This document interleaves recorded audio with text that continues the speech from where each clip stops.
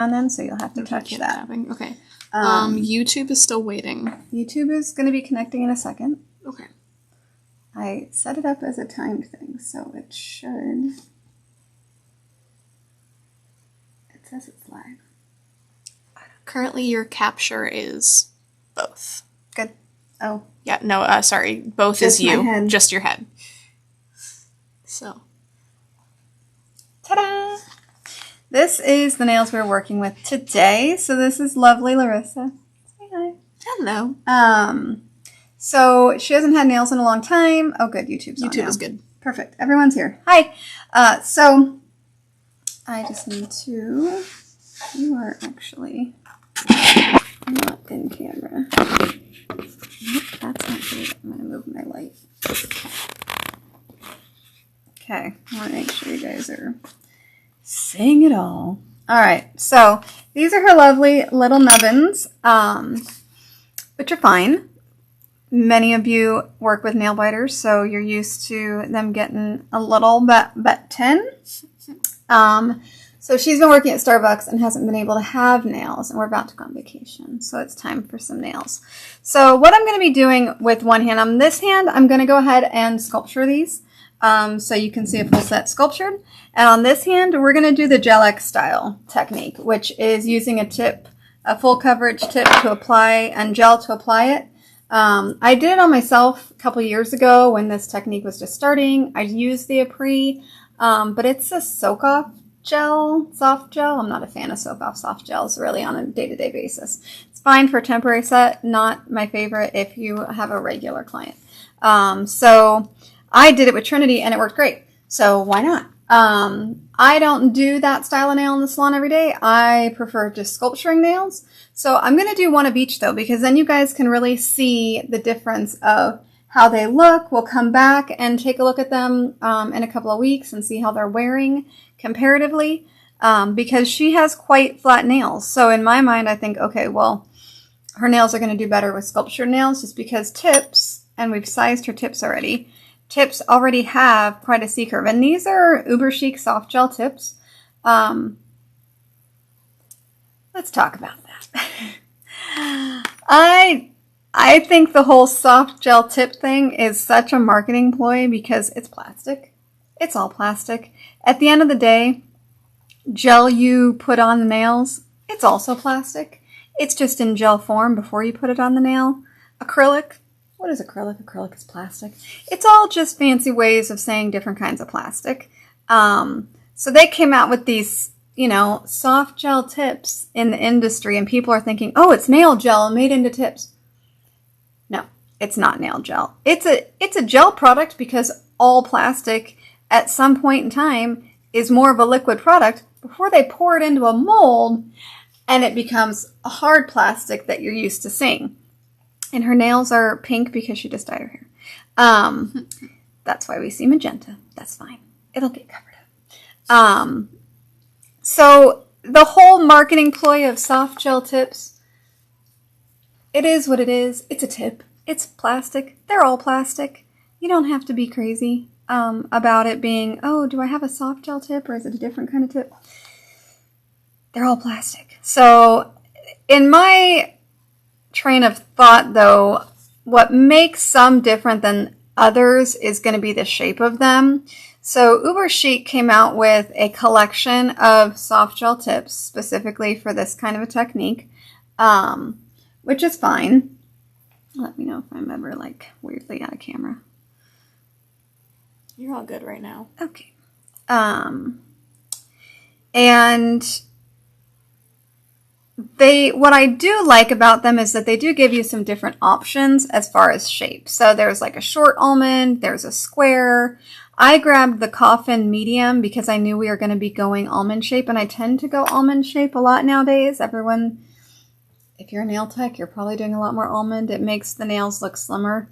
And I like the side profile of these, meaning some of the other shapes, like their almond shape, the side profile has a bit more of a curve already built into it, and I don't want that. I want these to be like if I sculptured the nail and I have a completely straight sidewall coming out. This is her, yeah, this is right. So coming out of the side of the nail, I want it to be completely straight so then I can shape it how I want. So that was kind of a big thing on which ones I choose. Now, I always feel like all of these tips, no matter what tips I get, are thick because I'm so used to thinner nails and thinner application and filing. That's just me. So we're going to go ahead and get started with her prep. I've pushed her cuticles back. There's some other things that I'm going to be using today. I do have the Coupa lamp that I'm going to be using that is a flash cure lamp, and it's motion censored, which is pretty cool. So I'll be showing you guys that and how to use that. It's kind of in my way right now. But we also have one from Profile, same kind of thing. It's a flash cure, so when you put your hand under it, you can touch it and do it. Hey, Carrie. Hello, Carrie. Hello. I'm also over here watching the YouTube and the Facebook, so please leave any comments or questions, and I will read them off. Yeah, so we can answer comments, questions as they come up. All right, so this is my 2S bit. This is my ever favorite bit that I'm always using. So, all right, I am screen. So I'm going to be real careful. She hasn't had her nails done in well over a year. I have this set at 9 RPM. You don't have to go super fast. You can if you want to. I know in Europe, the nail techs that I've met there and teach there, they crank it always. I tend to go a little bit lighter, especially when I'm on the natural nail. I'm very soft around the natural nail as much as I can. So I want to push. What I like about this bit is it's pushing up the cuticle and it's getting underneath it. Can you see that it lifts it a little bit? And it's prepping right there underneath the cuticle, which is great because as your nails are growing, you get more grow out time if these cuticles are pushed back really well. My clients will find that it takes a couple of weeks for them really to even see grow out.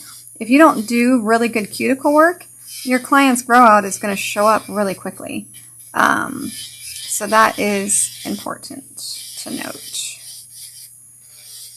So talking about, someone had mentioned they wanted to understand what the pricing difference might be on each kind of sets of these. And when it comes down to it, you really want to be pricing based on time. And how long is it taking you to do something? Because if you're spending 2 hours doing something, you want to know, okay, I spent 2 hours doing this. Well, if it takes you 2 hours to do each style of nail, then they should be the same price. Why would you be taking a pay cut because one style of nail takes less time or more? Same with nail art. If you're doing nail art and it's taking you all kinds of time, you need to be charging for your time. So, gotta get a little over because it blocks from my head. So again, you just want to be real, like I said, I'm pretty low on this and it's a diamond bit. It's a pointed diamond bit, but I'm not pointing into her nail.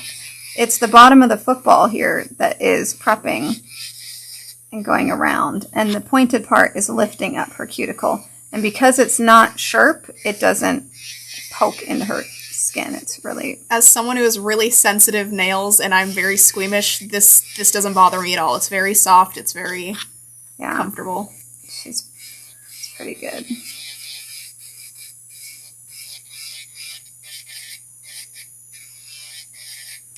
And this isn't the only prep I'm doing. I am going to be going through with my file always.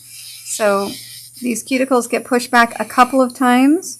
And like I said, that all really helps in making sure that your clients have a lot of grow out time. Kim also says this is her favorite bit.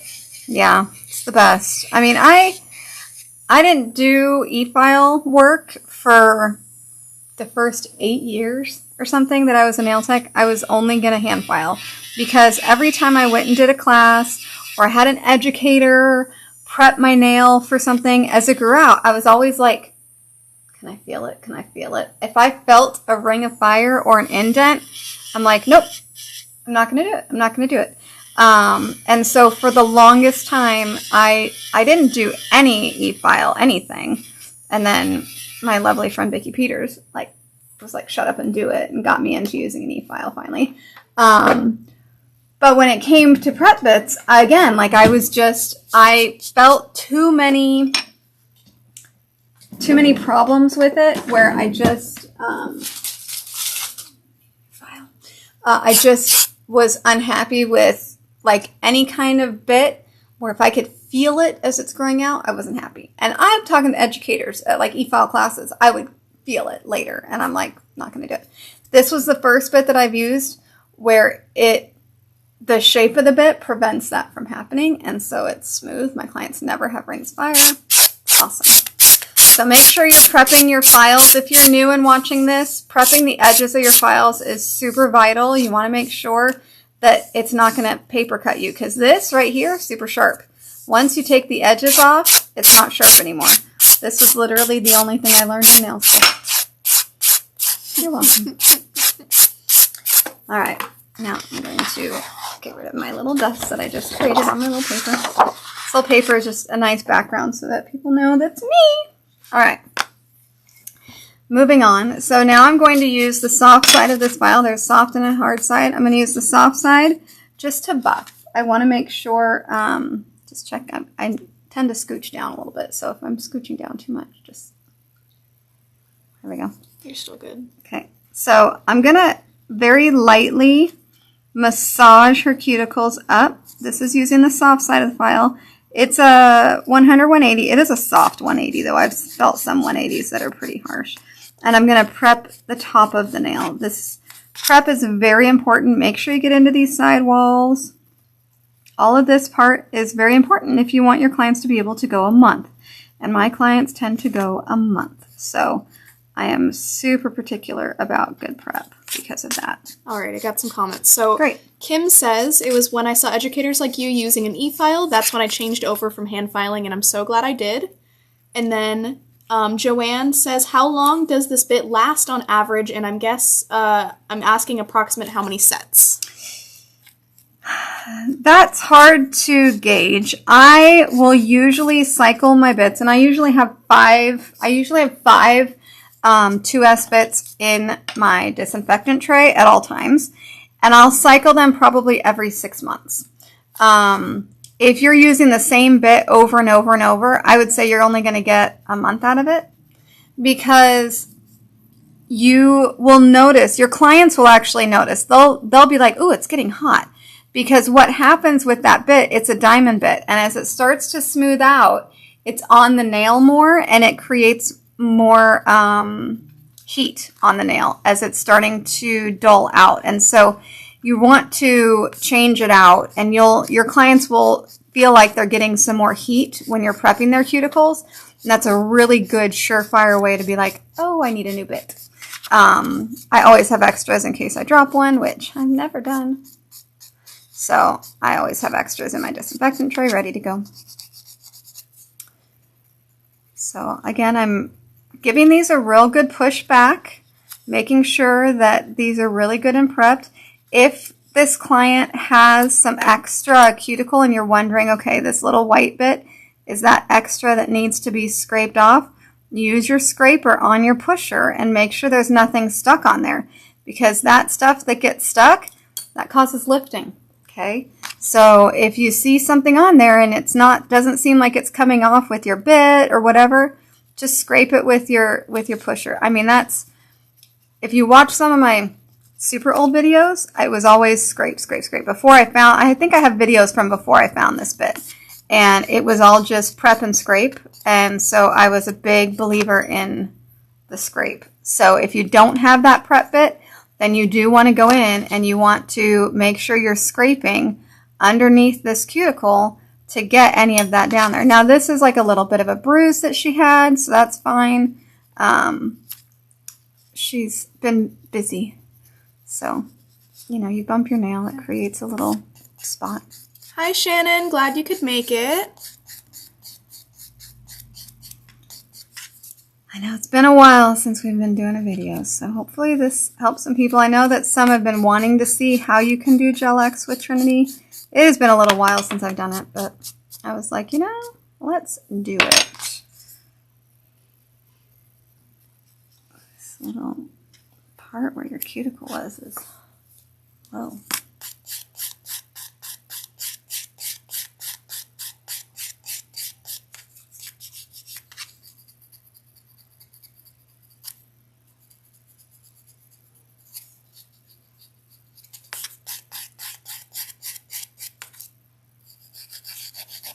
Kim says Merry Christmas. Merry Christmas to you all. If you're on my personal Facebook, I'm hoping to post lots of pictures of Christmas markets next week. The end of next week. We are heading, at the very end of the week, we get to go see my lovely friend Susanna. And I know I have some friends out here that know Susanna and are jealous, but I do get to see her on my birthday. Her and Antoine, I'm very excited. But we'll be hitting up some Christmas markets in Germany and Zurich and France. So if you're interested in seeing what the Christmas markets are like in Europe, that's on my Facebook I'll be doing. I'll probably cross-post them onto my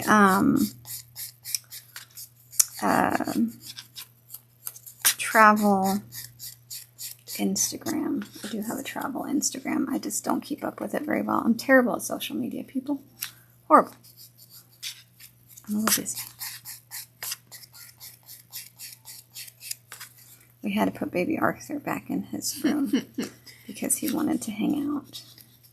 He was doing well sitting for a while, but then he really wanted to play. Mm-hmm. He's so cute.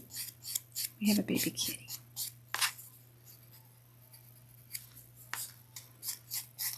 Alright, so I'm buffing all the shine. It's very important to buff the shine off.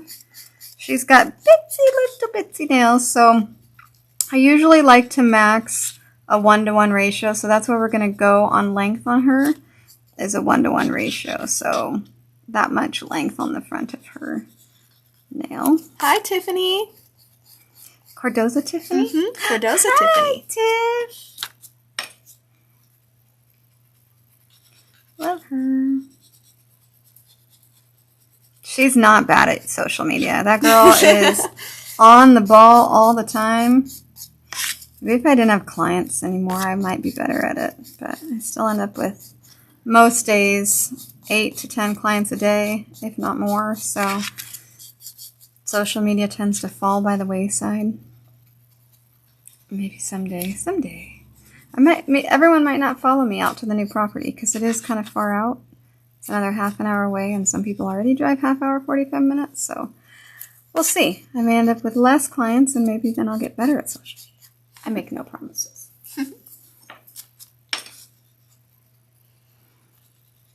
Maybe I'll get to see my daughter because now that I've got nails on her, if she doesn't get a job where she can't have them, then she'll have to come see me because she's going to be moving in with Grandma for a while. Oh, we're off camera. Oh. Because see, when I get covered up here, so I gotta move over.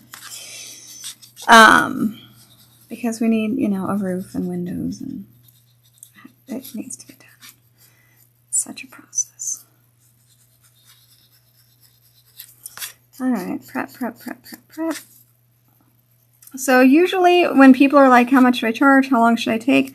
I would say on full sets and on full sets, I usually take a little bit less time to prep them and get them ready, but you have to account for getting to the point where you're applying product. So you add in the time that you're applying forms and stuff as well.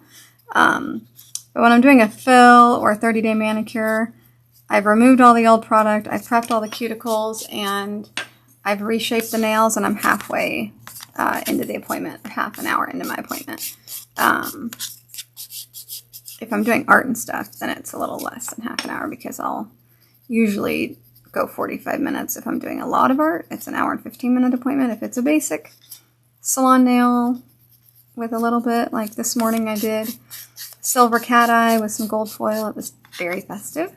And that was just an hour. So it just depends on the client also, because if you've got really long nails you're working with, then that's going to take a little longer. Okay, just trying to get this little spot.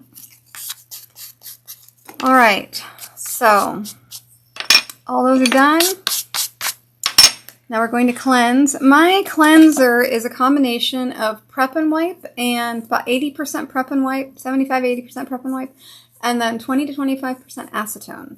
So the acetone is a really good dehydrator, and at the end of the service, if I've stamped them at all, then it's also really good to clean off any residual stamping product. So it kind of does dual purpose. So I use a Menda pump and I mix them and create my own, and it works great.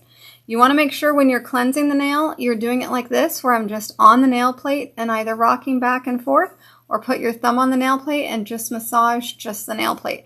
You don't want to put your wipe on the nail and rub down like this. That's usually something newbies tend to do a lot, is they'll scrub the nail like that, and you're pulling oils from the skin onto the nail. So you don't want to do that. So you just want to scrub just the nail, whether you're doing it like this or whether you're using your thumb and doing it like this. So just make sure you're just getting the nail plate. All good, all good. All right, so let's start with what we're going to do is the same. So I can trim up a little bit of cuticles. I don't want to do too much because she does have really thin cuticles, and I just know from experience she can tend to bleed when I finish file her. So I don't want to go crazy. But we'll see if there's anything hanging out that's frustrating. So first we're going to start with, on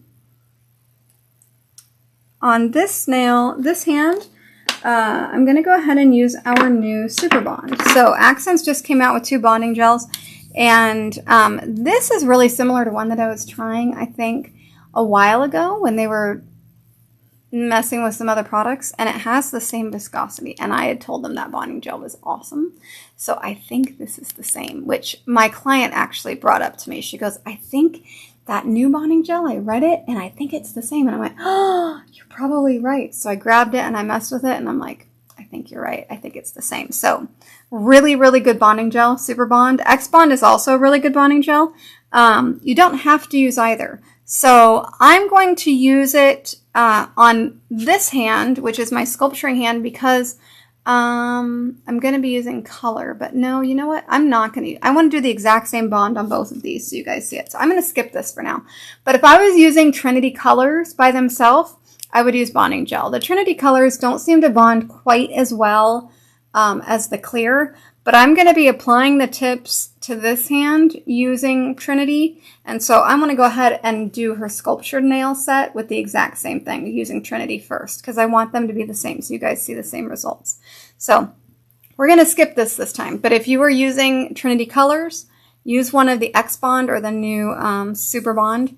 They are amazing. So let's get some forms on here then. All right, so these are the Akzentz new Pro forms, which are fabulous. They were designed by Olena from Germany, who is fantastic. And so you want to make sure that your forms are fitting.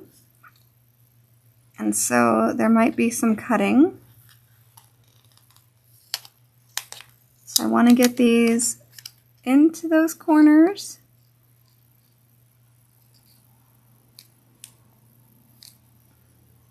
And up. This one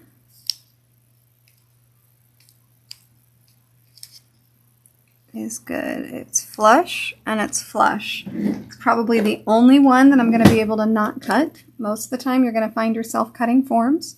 We have no one in YouTube. Yeah, I'm trying to figure out them because there's 10 people watching on YouTube, but there's no comments. So I don't know if people are just. If you're on YouTube, can you comment just so we know that y'all are able to comment and we can see it? Because my apologies if we can't see it. Brenda says hi, and she also says that the best forms ever. Yeah, these are really nice. But yeah, we have 11 people watching on YouTube, and I've not gotten a single comment. So yeah, we'll maybe you chat. Hit the live chat and you say something. And maybe we'll see if it pops up. Okay. All right, so she luckily doesn't have a ton of skin on the side of her finger. See how I can just pinch that and there's nothing there. If you have a client that's a nail biter and has a ton of skin and it's pushed up, you need to pull your forms a little bit more, and you'll need to make sure you cut them really good. So cutting your forms is definitely super important. I'm going to be doing classes at Nail Camp, and we are going to be talking about cutting your forms to make sure that they fit. Alright, I got 2 people saying stuff on YouTube. Okay, great. I can't see chat on YouTube, but that might be my browser having an issue. We also might just not have people, commenting on YouTube. We have more people on Facebook. We do have a couple on there. Okay, good. Yeah. You can see it. A couple people just commented. Okay, thank you guys. So, yeah. Hopefully All right. If you have any questions, Hi. please Okay, throw them we're at good me. now. Lots of people. Okay. All right. So I'm going to. Yes, my entire job right now is just reading comments and relaying them, so. Thank you. Larissa was born in the salon. She was a good kiddo. All right, that's too angled. So if you look at this from the side, when I applied it to fit under her nail properly, it's too angled. I don't want it that angled. So I'm going to have to cut this form to make it fit. Hi from Canada. People are now seeing comments, excited for the live. Hello, hi. All right, so she has a very obviously straight across situation. So I'm going to go ahead and make this a little bit more straight across and see what we're working with, because I need to get this to fit a little bit more straight out. I don't want it to be so angled up, because when you angle your form up, you limit the length. If you have longer nails, if you have longer stilettos, your form needs to be angled down to be able to file it shorter. You angle your nail up and you're very limited on what your length is. So I want to make sure my form is coming out as straight as possible. So to be able to do that, I need to make sure the form fit is correct. And so I've got to tuck that in and make it fit up and push it to the side. That's better. I can't do it with scissors in my hand. All right. So now that I've cut this form, then I can give it a really good pinch in without angling up too much. And I want to make sure this is pinched straight out. And now, if we tilt this sideways, do you guys see how that form is coming out much straighter, much better than angled up? So that's what we're going for. Sometimes you got to cut that form, super important. But I want to make sure this is actually pinched a little bit farther down because she does want almond. So we want to really duplicate a little bit of the shape that we're going to get with these tips. So we want to try to, I want to get that right, correct shape. All right.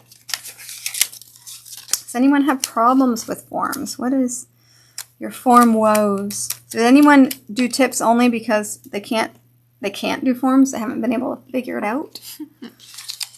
Don't be shy. I know you're out there. It's kind of a dying art. You know, people will ask me sometimes, what is this Gel X stuff I hear of? And I said, well, honestly, in today's schools, you get a lot more educators who understand how to put a tip on, and they'll teach them Gel X because they know how to put a tip on, and they don't know how to sculpt anymore. So it's kind of a dying art because of the technique with Gel X coming out. A lot of nail techs don't, especially even with soft gel. One of my clients moved down to Arizona, and I'm waiting for a nail tech down there to get back to me because she really needs a new tech. And so, Tucson, if you're hearing me, please email me back.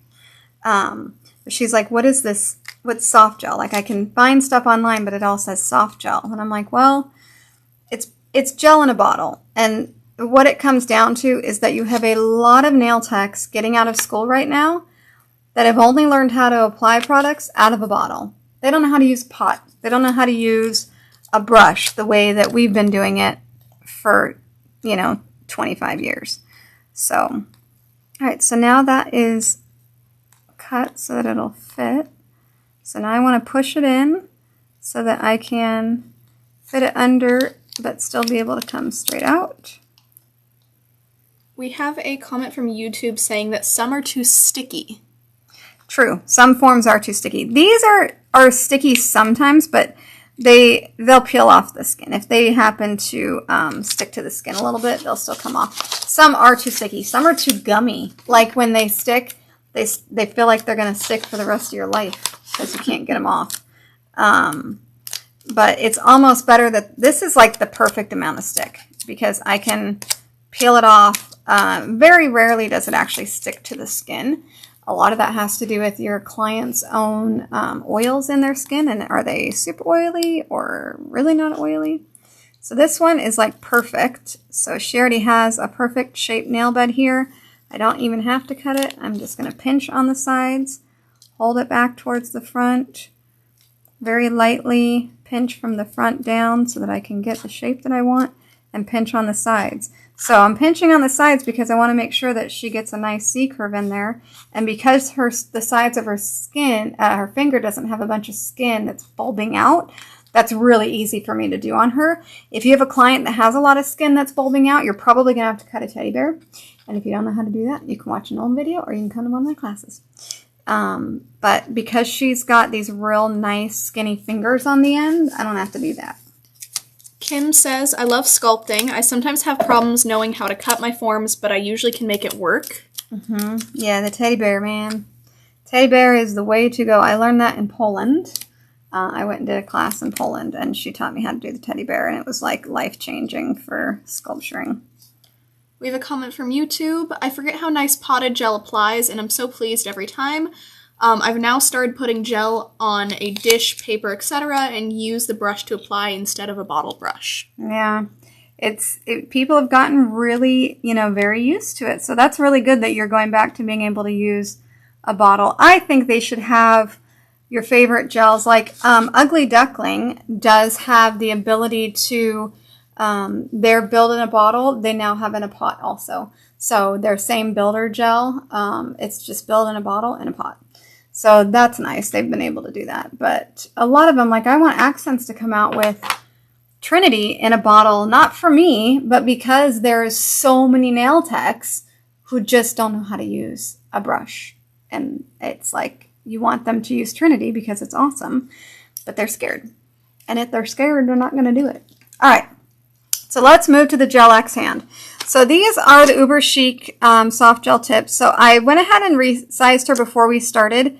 I do not like that there's no rough up on any of these. And that's extremely common for like all gel tips. And some of them say pre-etched. I don't believe them because I can feel them and I can feel the slickness of the pre-etching. So I'm like, that's not really pre-etched. And if you want your tips to stick really well and you don't want it to separate from your gel, you really should be etching these tips because you're going to get the best adhesion long term than leaving them shiny. So I'm going to go ahead and use my same bit and just come up underneath. And this should be a pretty quick thing. It shouldn't take you too long. And I'm just going to, I don't need to do it on the entire tip. I need to do it everywhere where her nail bed's going to be because that's going to be where I'm applying. Okay? So that now is prepped and able to receive the gel. Without that, you have a more of a separation possibility. So I'm not a fan of that. So we're just going to go ahead. This is real low. I'm only on 4. So you guys don't have to like go crazy on the speed on this. This is just 4, so it's a real light speed. A comment on YouTube says, if they aren't etched, they can double as dual forms if you're used to dual forms. Yeah, so dual forms is a totally different technique. I haven't mastered dual forms because it's just weird to me. It seems like so much more finish filing because you end up with more product in places. But anyway, there are people that are really good at dual forms. If you are coming to nail camp and you've wanted to learn dual forms, I know we have a couple of educators who are teaching them. But I wanted to teach this. And the reason is because you're going to get calls. So I kind of equate Gel X to the shellac trend. When shellac came out, they were very good at marketing. And people heard about shellac and they knew what shellac was. And shellac is gel polish, right? It's easier to soak off than a lot of gel polish because there's so much actual nail polish in it. But for the client, it was, they could get a gel manicure that lasted longer. And that's really what they were after. Not necessarily the brand name. They were after the service of a shellac service. And I feel like that's what Gel X is coming to, is that they're after the service of these extensions that are put on in this way. Because it's not a glue technique. And people have had bad experiences with glue and tips. And so this gives them a different situation. All right, so those are all prepped now. All right, so I've already sized these. Why do I have 6 and she only has 5 nails? Because I needed to show you guys how important it is to size a any finger correctly. If you put this tip on, and this black background's kind of nice so you can see really well, except there's light like reflecting. There we go. Very bad glare. All right, so when you put this on, if you push it into the sidewall over here, you can see that there's a gap there on this side. Can you guys see that? If I push that into the sidewall, we have a gap. That's no bueno. You don't want a gap because that is going to be a problem. So I wanted to make sure I showed you guys, you know, putting that straight on the middle. You might think, okay, that's, you know, close enough.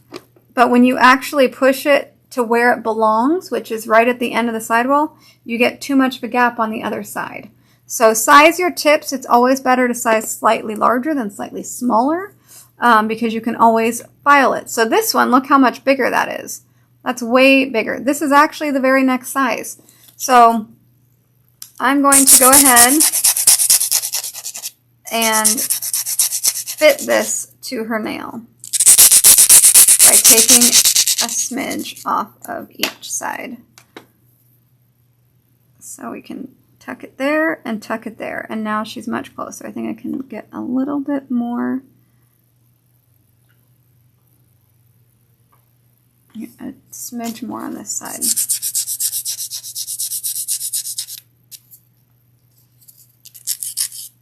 Okay, so that is how you can get your tips ready and size them. I'm going to prep the surface of the nail after I apply the tips, so I'm not going to do that yet. It's easier to do it once it's actually on the nail. So we are going to do that after it is on. So I'm going to be using this Koopa lamp. You can see it here. It looks like that, but it is motion censored. So it's like I believe it's 30 seconds.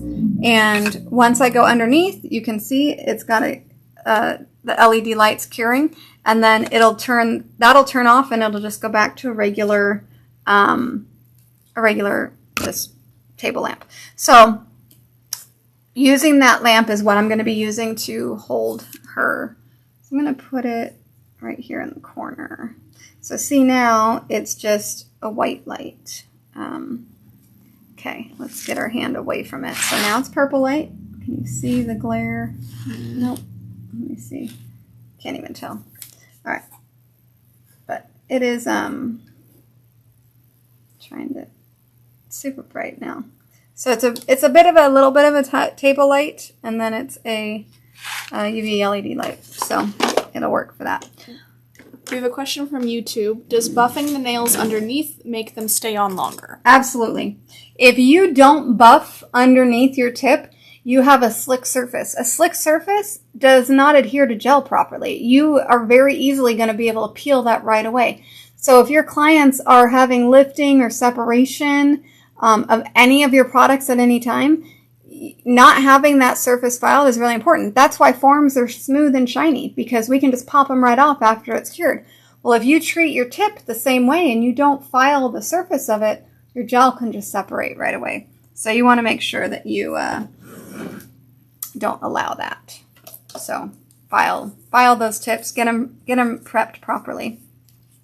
All right, so I'm going to use my Gel 8 brush, which is my favorite brush from Ugly Duckling for doing sculptured nails. It's just a long, like, grand oval, basically.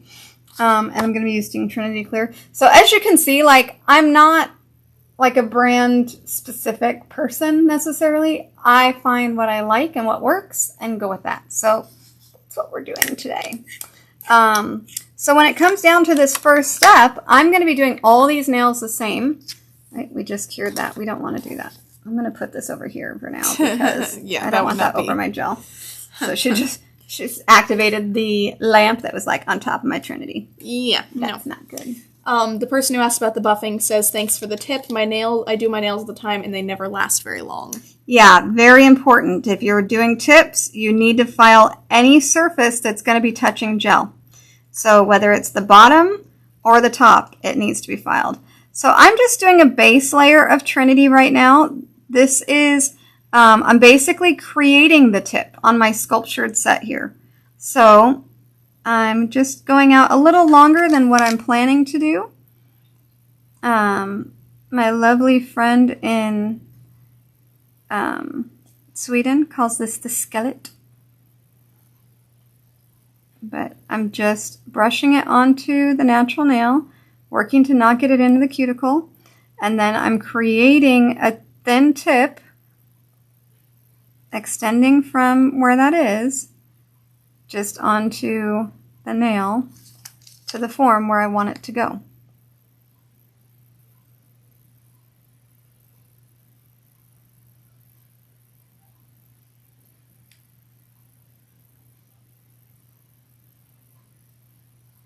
If you use a lot of Trinity to do this step, you're going to want to flash cure it for a few seconds because it will move on you.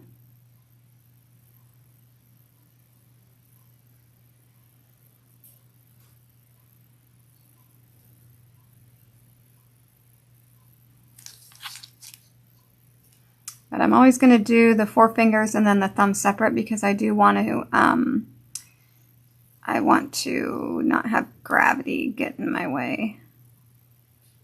And it does. Darn gravity. You gonna sing for me? No. Yeah. All right. She's a good singer. Did everyone see Wicked? That's fun. All right. So I'm not also super crazy about you have to put it exactly where you're gonna file. That bit of extra, I'm going to put that in 3 seconds. That bit of extra that's on the form is going to file off in 0.04 seconds. It is not necessary. That was a fast 3 seconds, but we'll allow it. That was like 4 seconds. How do you count to 3? 1, 2, 3. I Right. can put it back in longer if you don't Sorry, believe me. I'm just teasing you. I kept it in, it started to get hot, and I took it out. Oh, well, see? Yeah. Perfect. So you know that they've been in long enough if it starts to get warm. I always tell my clients 3 seconds or if it starts to get warm, come out. Because some people feel it faster than others, but I just want it to set. If you're feeling it get warm, it is set. It's not moving on me. And that's all I'm trying to do is not make it move. And then we're going to go ahead and let this hand continue to cure. Now, if I know I'm really long, then obviously I'm going to wipe some off. But I just want to make sure I have enough to file. But this is going to be my base layer, and then I'm going to build the rest of her nail out of a pink. So this is to... Full time now? Yep. Okay. If you need to take it out, you can. All right. Here's where we're getting crazy, people. Okay. I'm going to put my gel over here because my lamp is over here, and the goal is going to be to not... Who's that? Mailman. Okay. The goal is going to be to not cure my brush or my gel. So I'm going to be applying a tip, putting the tip under the lamp to flash cure it, and then we'll be coming back. So I can move the lamp over once we're applying, but we're going to go ahead and get started here. So just a moment. Here, chat with them. Look at Hello. her cute hair. Are you going to have more? Not today. Okay, great. No, it's Saturday for lightning. Awesome. Thank you so much. If you ordered anything from the online Love Nails website, that is it getting shipped out. Yeah. Mm-hmm. Usually they, hello. Hi. Usually they don't ring the doorbell, but it was a different guy today, and so he was just checking to see if I had more, because sometimes they come back at, I don't know what time it is, 2:45. Yeah, you can just relax. Okay. Sometimes they come back a little bit later, so sometimes I have 2 pickups a day, which is nice. But anyway, all right, so here we go. So this one I know is already sized to this nail from side to side. I made sure it fits. Now, some people do this one way. I do not like the tip going all the way to the cuticle. I want it to be very thin at the cuticle, so I'm actually going to put it to about what I would consider a 2-week grow out mark. Because after I file the tip, I'm going to be applying a thin coat of Trinity again, and that thin coat is going to be going into that 2-week grow out mark. Does that make sense? So I'm going to be actually placing that tip right about here. And that way when I file and blend this a little bit, and I apply the next layer of Trinity, it's nice and thin around that cuticle, because who wants thick nails? Nobody. So I'm just going to apply a little bit of Trinity here. Sorry, I'm not in the camera. My bad. So a little bit of Trinity. Okay, I'm going to move this over so I don't cure it. Hello. And then this is the lamp that is going to be curing like that. So I'm going to hold it up away from the lamp.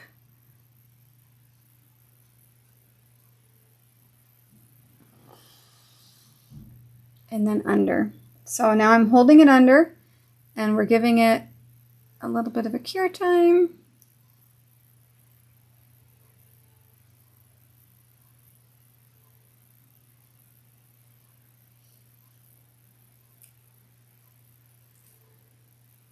Okay, so that is set.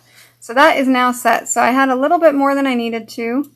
And, oh my gosh. Where was your... Totally crooked. Oh my gosh. I have to file that off. That's hilarious. I was not paying attention. I was like focused on pressing it down and the shape of her cuticle. And it is like so crooked. So this is what you do when you mess up and you do it badly.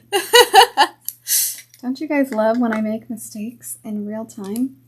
This is why we call this real world nails. So I'm going to pump my e-file up, because that is not staying on when it is that crooked.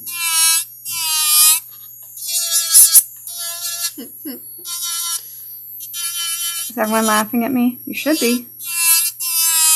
Also, how often do I put tips on? I'm a little out of practice. Not gonna lie. It was the last person you put tips on, probably me. Sure. I don't know, we did something like 2 years ago. Yeah, not often. So this wasn't completely cured yet, so it's also not completely sealed, which is kind of nice. So it's coming off pretty easy. Ooh, hot. Hot. When it's hot, you move.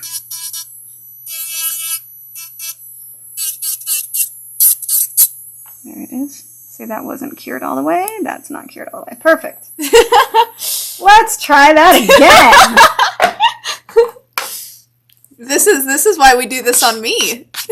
Well, a regular client. If it would have been a regular, like someone who I see all the time, but nobody gets full sets because they all just get fills, you know? So it's not ever a situation I encounter. I haven't been able to get my nails done because we can't have them done at Starbucks, but now I no longer work there, so. A little bit of gel right here. I'm just going to remove.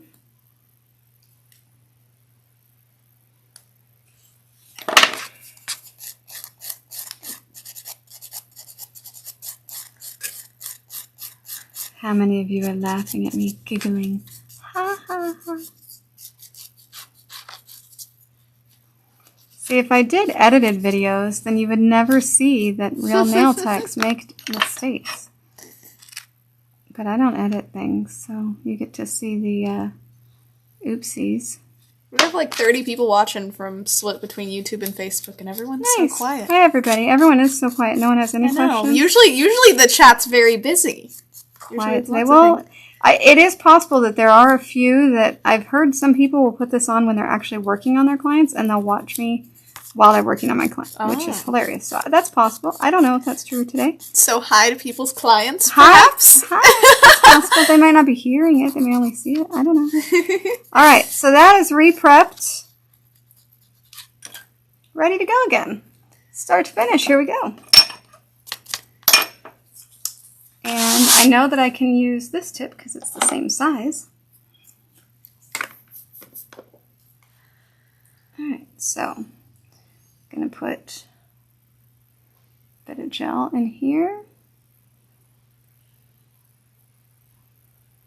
Had just a little bit too much actually the last time, so we're going to not do that. And let's make sure it goes on straight this time, because she has a finger that does this, and I was following the finger shape, so it ended up being like that. And I want to make it look like her finger is actually coming straight. So in order to do that, I've got to go a little bit on purpose crooked. All right, now we're going to go up underneath Someone on YouTube said, I'm very interested in the gel tip technique. Good. There's a lot of nail techs out there who don't know how to sculpt, or they're scared to sculpt or whatever. So this is a good way to learn how to do it.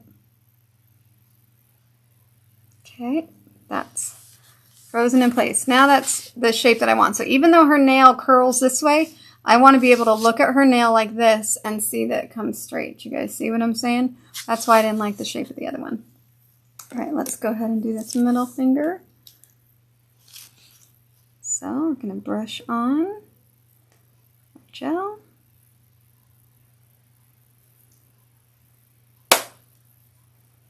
Okay, come down. Okay, once I have it in place where I want it, I'm going to go up underneath my flash cure lamp, and I'm holding it in place. Back when we started playing with this stuff a couple years ago, there were no flash cure lamps. I remember holding a lamp, like a flash cure, like a flashlight in my mouth. That's how when I did my own, that's why I flash cured it. Because I can't hold it.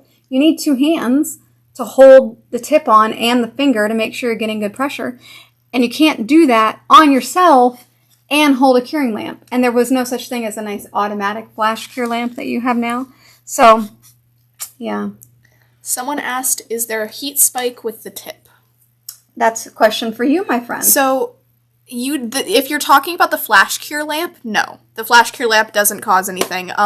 Usually the only time that I have any sort of heat from the lamp is usually with Trinity when I'm doing those quick flash cures in the actual lamp. I'm holding this here, I'm holding it straight, then I'm going into the flash cure. While I'm getting her other tip, I'm going to go ahead and let her put these in the light and get them curing some more.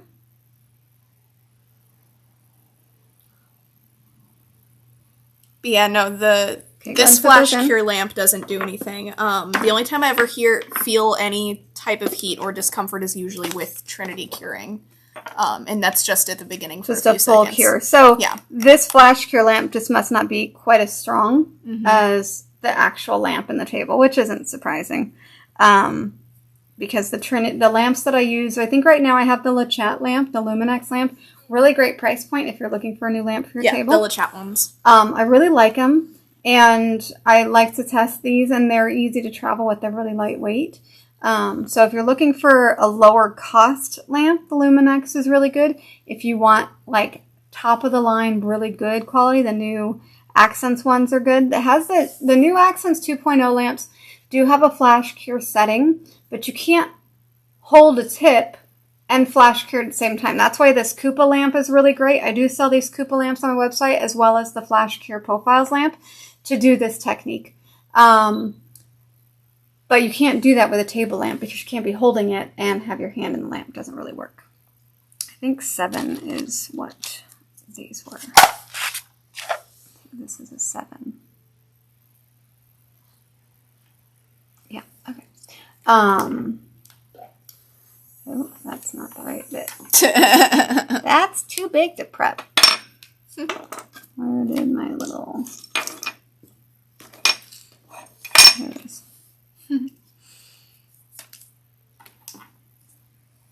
Too high. I only need it on like 5. I don't want to go too crazy with these bits. You know, when I used to compete, we would pre-etch the tips like this, but we would thin them out as absolutely as thin as possible because in competition you need to have such thin nails. So if you don't like how thick the tips are that you're using, you can certainly thin them out a little bit thinner. I'll be thinning them out from the top as well. But I like the shape of these as far as the pocket where the gel sits. I feel like is good. You can see you get a full adhesion. If you look carefully on these, you don't have a bubble anywhere in there. You can see it's fully adhered. So I like these tips because you do get that full adhesion, which is nice.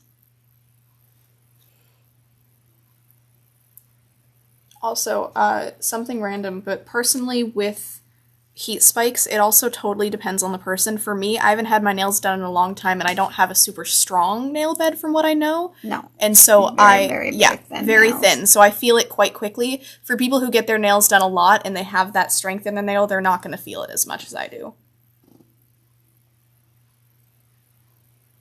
Okay, I'm holding this down for the flash cure.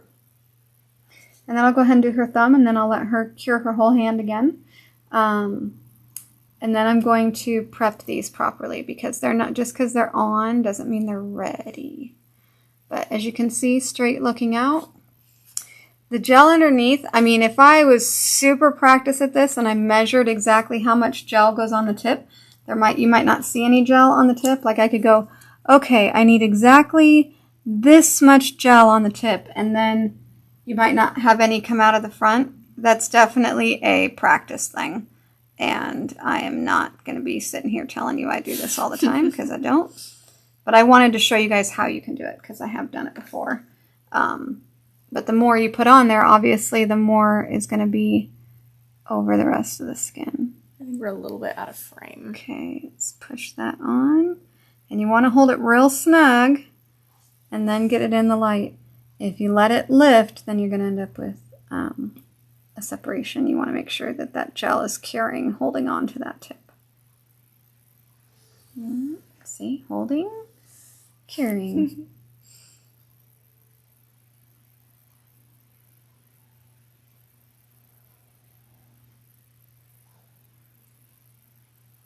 All right, she can put her whole hand in there now.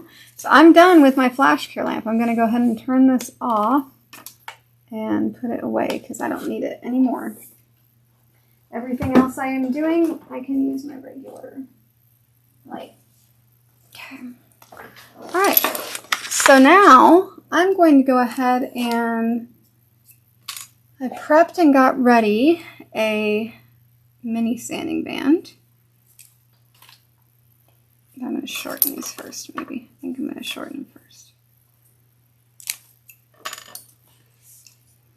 So I'm going to get this to where I can be ready for this a little better. But anyway, go ahead and come back.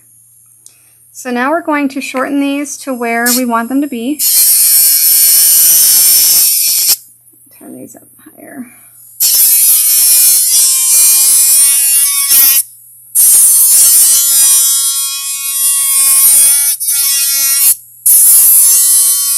You can use a tip cutter. I don't even know where my tip cutter is. That's how rarely I use tips, my friends.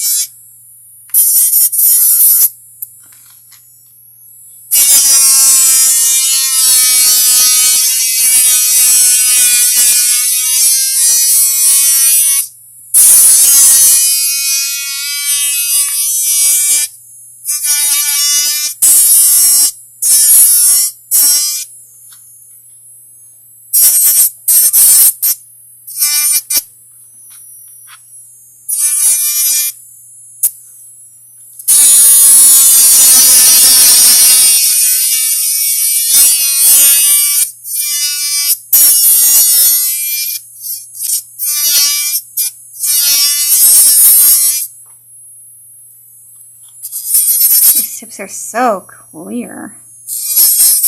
They're like glass. Oh, that one. Got a little bit of a lifting on it. Yeah. I might not like how that's separated. This is one of the issues of doing it not thin enough, is that it can't mold to it.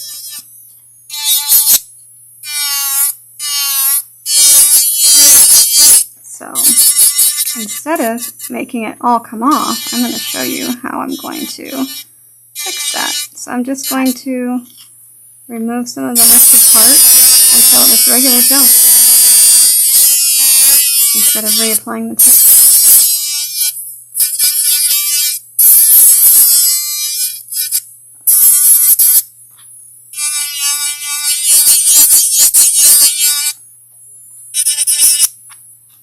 So this spot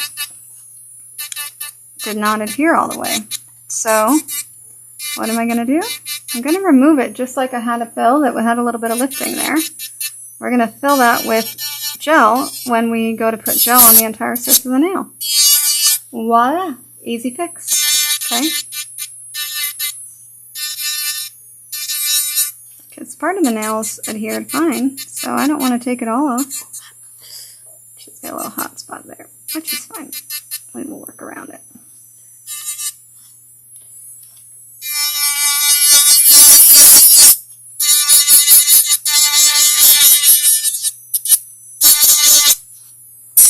So there's a big difference in how, you're prepping and doing the nails for this kind of a full set, because as you can see, we haven't gone back to the sculptured set because I will be applying product to that one and then finish filing it, whereas this one, I'm kind of finish filing it and then we'll be applying product to it. So it's a slightly different process, and so I'm going to be doing it a little differently.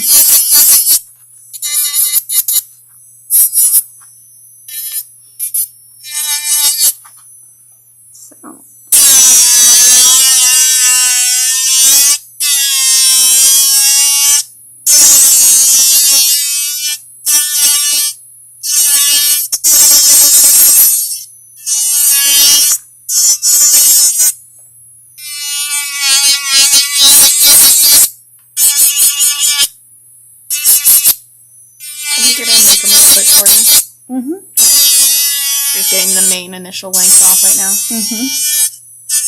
How short? Much shorter than that. Remember the 1-to-1 ratio we talked about? Yeah. Maybe a little bit long for me. Sorry.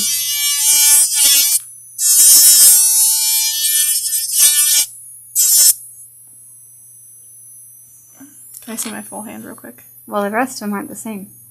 The rest of them I can go shorter. So if we talk about one. Probably still a little bit more. I'm not used to having super long nails. I still like a little bit of length, but not like,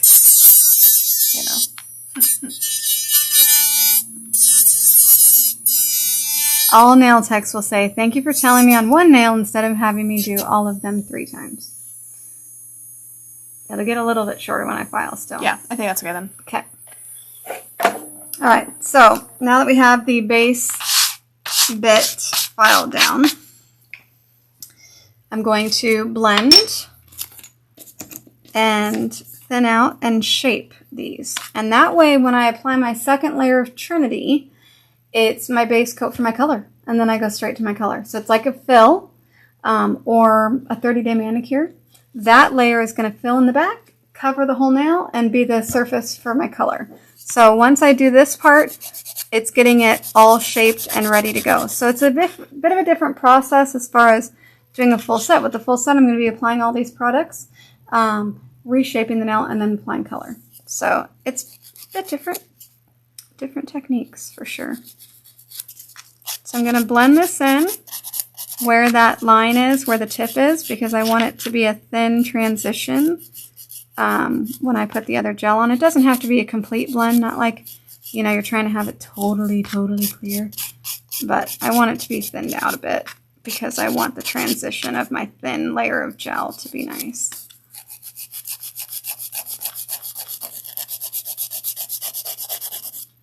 Oh, hi, Evelyn. And I'm looking around the tip. I need to thin it out anywhere because I am going to have it. I want a thin application. I can thin the tip out at this point as well.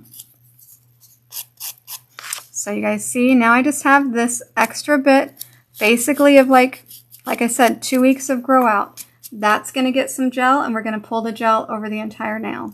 We could probably move over a little bit to your left. Okay, this way. Yep. Let's see if I can tweak my lamp. Is it like in my face, this lamp? It is in my face, I'm sorry. Trying to work the lamps, work the things. Yeah, that's better when it's down. And it's not totally in my face. Hi. Hopefully that's better. Alright. Are we better in the camera? Yeah, that's way better. We can also way more move centered. the camera. Okay. Yeah, way better. And your face is better. Yeah, all good. All better. Alright. Hopefully we didn't lose people with the bad camera situation. Alright, so you want to make sure that your nails are coming out perfectly from the sidewalls, as you can see. Everything is straight out from each side. A nice thin application. I've thinned the tip out so that when I apply that thin layer of Trinity on top, we're going to have perfect extensions. So let's go to this one and shorten. Now that we know what her actual length is going to be, and shorten these a bit more.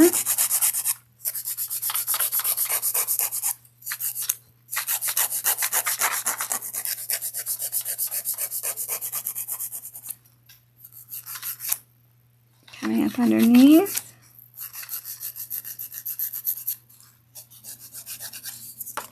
And then blending on top.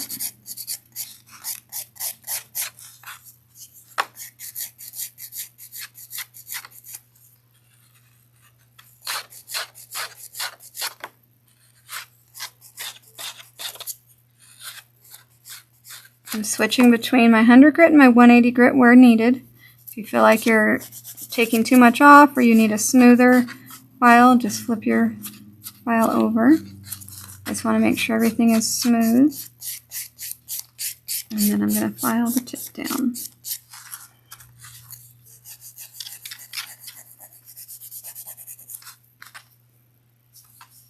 that length good? Yeah, that'll work. Okay.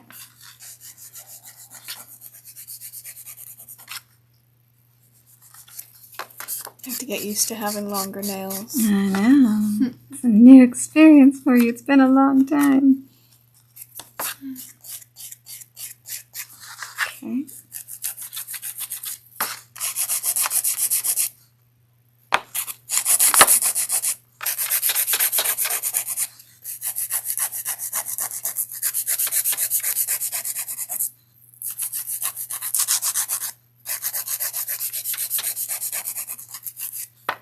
So then coming up, very carefully, blend in this tip. It would be very hard to do this blending if you would put it all the way to the cuticle. I actually pushed this up too high to begin with. So you can see right here, I shouldn't have gone quite that high. So what I'm going to do is actually stick my e-file in reverse. I'm going to get my 2S bit so that I can work the side of this cuticle and remove the extra that should not be there.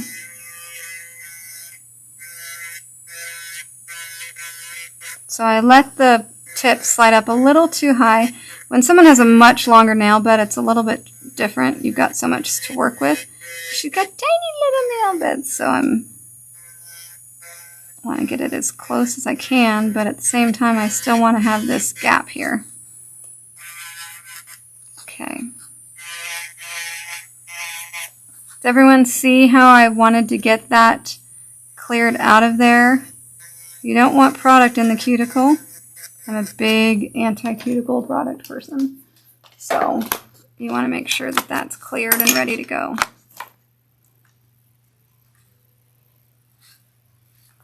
What I do like about these tips is the arch in them. They already have a really nice natural arch. So when you build a sculptured nail, as you can see on hers, there's no arch. These already have a little bit of an arch to them, which I really liked about these particular tips. Some other tips that you get that are called soft gel tips, they might be a little bit different shapes. You might have totally flat tips and no arch. And a good C-curve, a good arch, that's important to me. So I want to make sure I've got that when I'm doing them.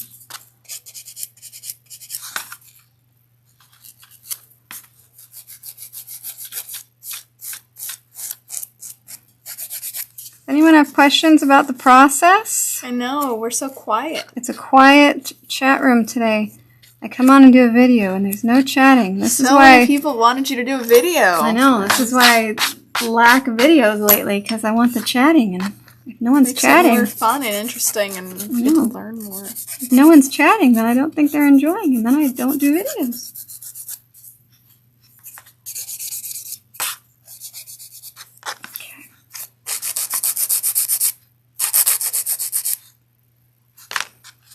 I want these to be about the same length, so I'm checking from cuticle to tip on both of these.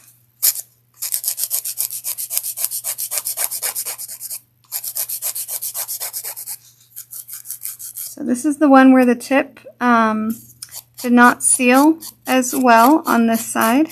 So one thing that you can do is if you're worried about filing it much without having gel there, get it prepped down to where you know the tip was sealed. And we're going to go ahead and put a little bit of gel on there. And that way, as we file this, we don't have to worry about any part of this coming off. Do you see how that's all perfect now? We've got a nice seal. We're going to go ahead and cure that. We gotta know we all love your videos. We've missed them a lot. Well, that's good. Stick around. After we do all of the application and filing and everything of her nails, we are going to be doing some fun Christmas art. So we've got some gingerbread stuff we're doing. We're doing some plaid. Lots of stamping because we're all about stamping here. So we've got plaid stamping plate. We've got gingerbread.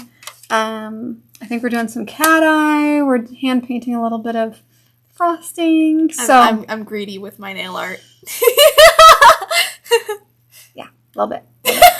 You could have said no. It's all right. I'll do it all. So we'll be hanging out with you for a while because we're going to do all that stuff. So if you enjoy the application and want to see the art that's going on the application, that's going to be after. So I just wanted to get these nails shaped. Okay, come back. So now that I've got that on, I want to remove the tacky. Now it's just shiny. But now I can file this. So if you ever have a tip like I showed you, like what I did, where it isn't fully attached, but half of it is, just file the part that isn't and put some gel there and finish your nail.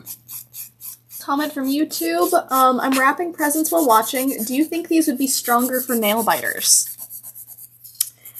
I don't think strength is the problem with nail biters. I think nail biters, the problem is anything you do, they're going to pick at if there's any kind of ledge.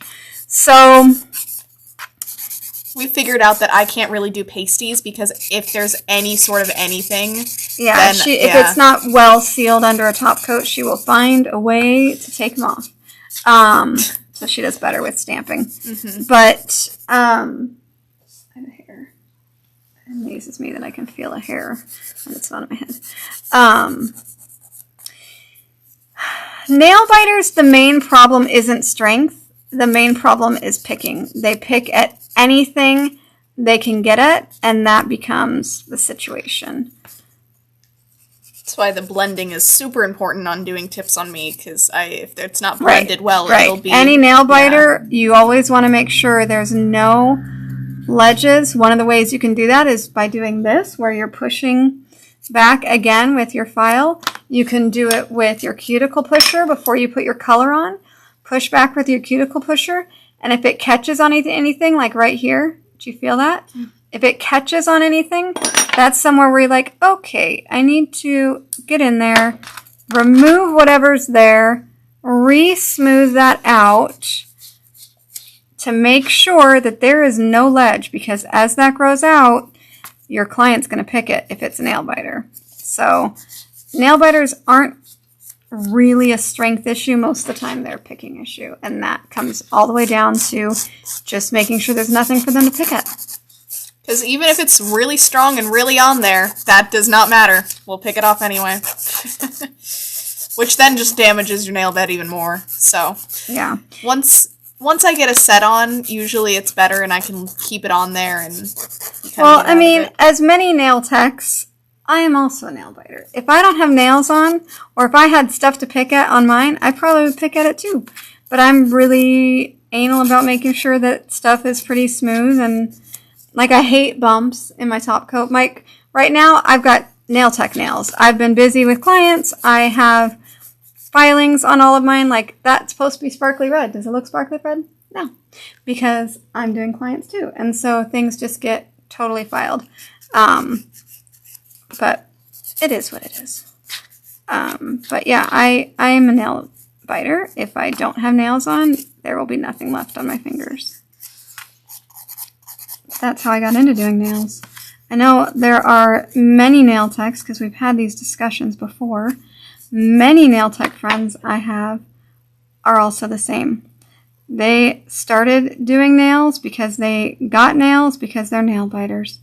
And it became such a big part of their life because they were nail biters. So it's really not unusual. We have a hi watching from South Africa.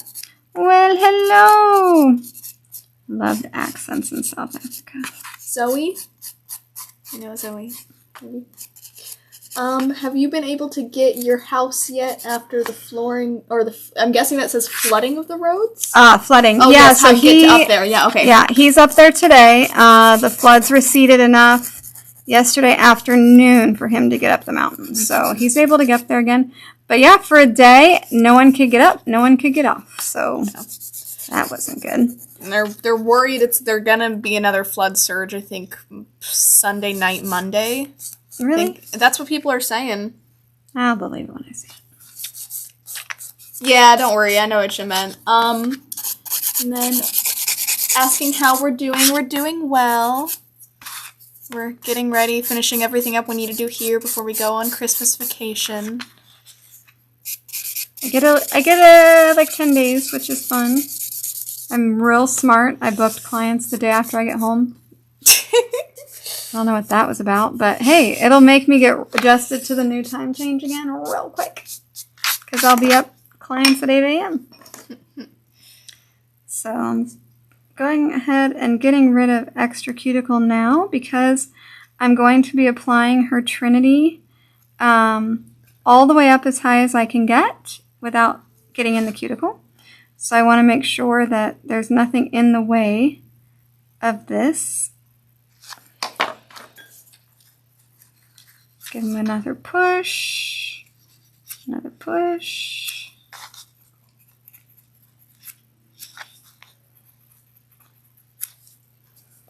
All right, so,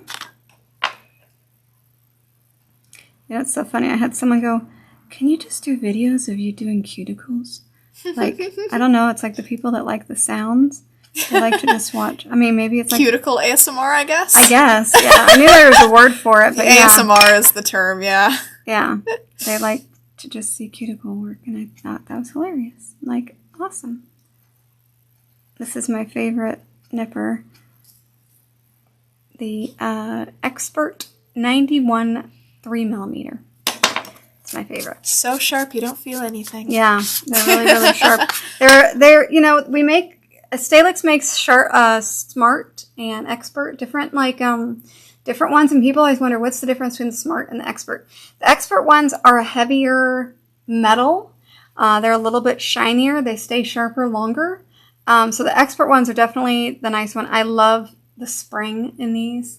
It's like my favorite thing when I found these nippers. It was like, ah. So yeah, I love these. So that's my favorite nipper. All right, so now we're going to go ahead and I'm going to get my usual brush that I use for doing everyday clients in and out, my 106 flat brush. And I'm going to go ahead, I've dusted her nails, and now I'm just going to apply just like I would a 30-day manicure or a fill, anything like that. I'm just pushing it up just a smidge up towards the cuticle and brushing down over the tip. And if I look at the side, from the side direction, and I feel like I need a little bit of an arch somewhere, this is where I would do it. But these tips, I really like the shape of them. They have a little bit of an arch in them already, so I'm really not going to need to very much, but I'll show you what I mean by that, by adding a smidge. And then just check your line of light. See that your line of light looks good, and then we're going to go 3 seconds in. 1, 2, 3, and come back. And then on to the next nail. So Zoe from South Africa was saying, that's amazing. Wishing y'all an early Merry Christmas and a Happy New Year. I'm an upcoming nail technician. Do you have any advice to give before I start? Oh, come to nail. Yeah. I know you're a little far in South Africa. Although Susanna comes from Paris and she is originally from Australia, so she's pretty fun. It's so worth it. Yeah, so I think before you start, you've got to, obviously absorb everything you can. Find a salon where you can work at when you're done, not a discount salon chop shop. You want to find the best kind of a place is actually going to be a full service salon where you have lots of people coming in that you can feed off of and get clients from. And a full service salon that charges good money for hair means you'll be able to charge good money for nails. Those are the kind of clientele that's going to allow you to have a lifelong career and actually make a living, as opposed to trying to make a living when you're not able to charge enough to make a living. Do you know what I mean? Because life is expensive out there for sure. And after you've paid product and taxes and all the other stuff, you end up with not as much left as you'd like. And so you've got to do that. Charge for your time.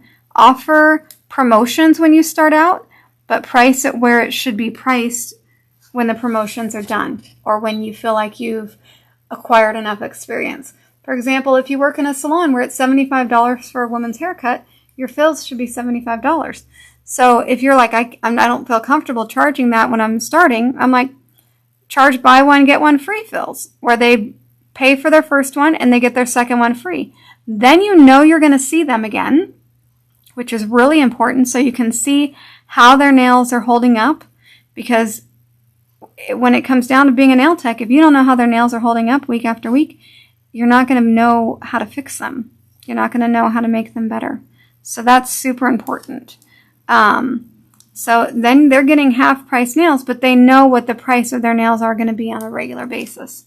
So doing that kind of a promotion gets them in your chair, gets you practice, gets them a deal while you're practicing and getting, good, but you're getting good products on their nails and learning. So that's a win-win for everybody. But if you do it in a salon that's charging $30 for nails, you're never going to make enough to make a living. And you're going to get burnt out and you're going to quit. And there's a lot of nail techs that quit out there because of that. So, all right.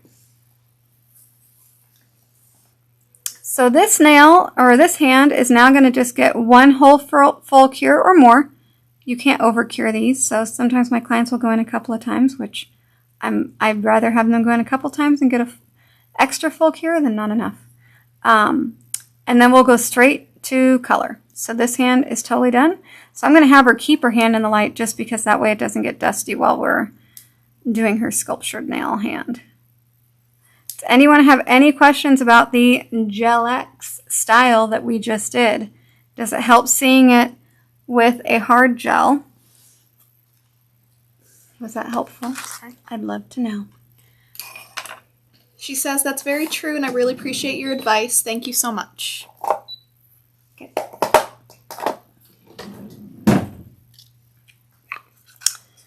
So now we're going to go into building our nails on our sculptured set. Now we already have our base, but it's very thin, and I could remove the forms, but if I missed a spot, I'm going to end up with a mess, and then I have to put forms back on. So I usually don't remove the forms until I do my arch layer. So right now I just have a very thin application. There's no arch in these. Let's see, can we see them? So as you can see, there's absolutely no arch in these nails yet. So I'm going to be building the arch next, and after I get the arch built on there, then I can remove the form. But I don't want to remove the form until we get the arch on. Yeah, the camera's a little bit too much over the lamp. There we go. Is that better? Should be. Mine's a little bit. So sorry. I have to wait like 7 seconds. We need words. When people tell me things, I can fix them. All right, so there we go. As you can see, okay, there is no arch in these. So that is her natural nails arch. But if we compare them now to our Gel X set, we can come out of these. Now with our Gel X set, if you turn these sideways, that tip had a very nice arch to it already. I almost need the black background. So you can see that the tip gave a nice arch just by applying it. Well, when we do our sculpture nails, now we need to create that arch. So we're going to do that first.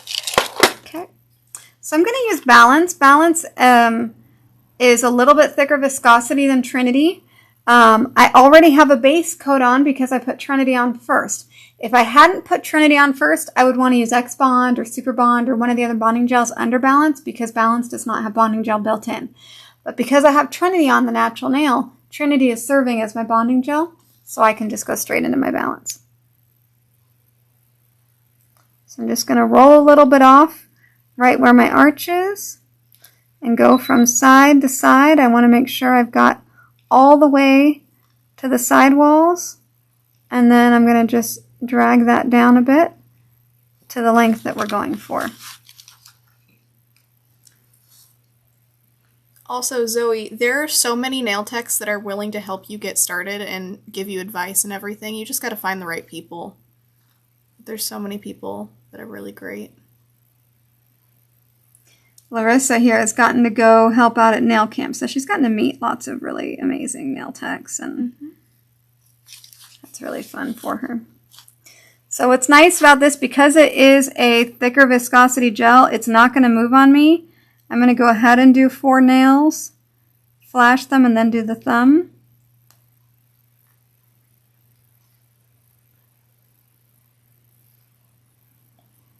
But it's an easy to kind of just roll off the brush, pull it down. A lot of times I will do this with pink, and I would have used pink, but because we did clear on the other hand, I thought I should probably just keep it clear on both hands. So I kept it clear. So again, I'm holding my brush sideways, press and roll. That drops my gel right there on the middle of the nail. And then using a little bit of a swirling motion, I'm just swirling it from side to side and then touching just the top of that ball, just pulling down lightly, very lightly. If you're touching your form, you're pushing too hard. I'm not even touching the nail. I'm floating over the nail. Floating over, grabbing gel and moving it. And you can get real particular and try to make it totally smooth. But I'm going to be doing another coat of Trinity on this, so I'm not worried about that. So we're going to just flash that for about 3 to 4 seconds, and then I'm going to do the thumb, and then we're going to give it a little bit longer of a cure, and then I'll do the coat of Trinity.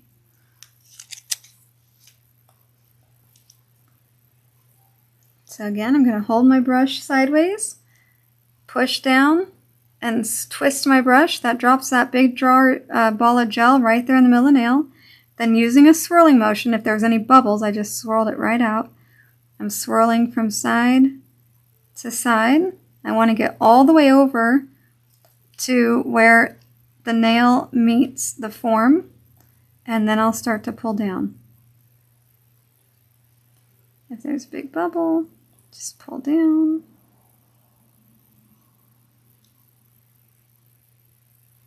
You can just swirl those bubbles out. But they're not a big deal. We're covering it up. It's not going to be glass nails or clear nails, so it's fine. Okay, so now when you look at the side, you guys see that now she's got a little bit of an arch in there. Real easy to do with this product. So that was Balance Clear. We do make multiple colors of this. So usually when I'm doing a full set or even a repair, I'm using Balance Foundation Blush.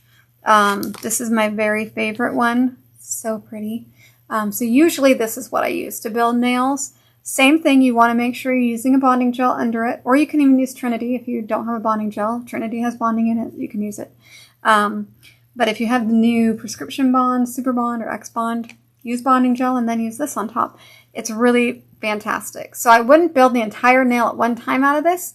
Build your arch and then you can do the rest. What I'll usually use is I'll use this to do the arch layer, and then I'll use the Trinity SN1, almost the same color as this, and I will layer the two of them. Because Trinity, because it self-levels a bit, you get that nice smooth finish. It's easier to finish file.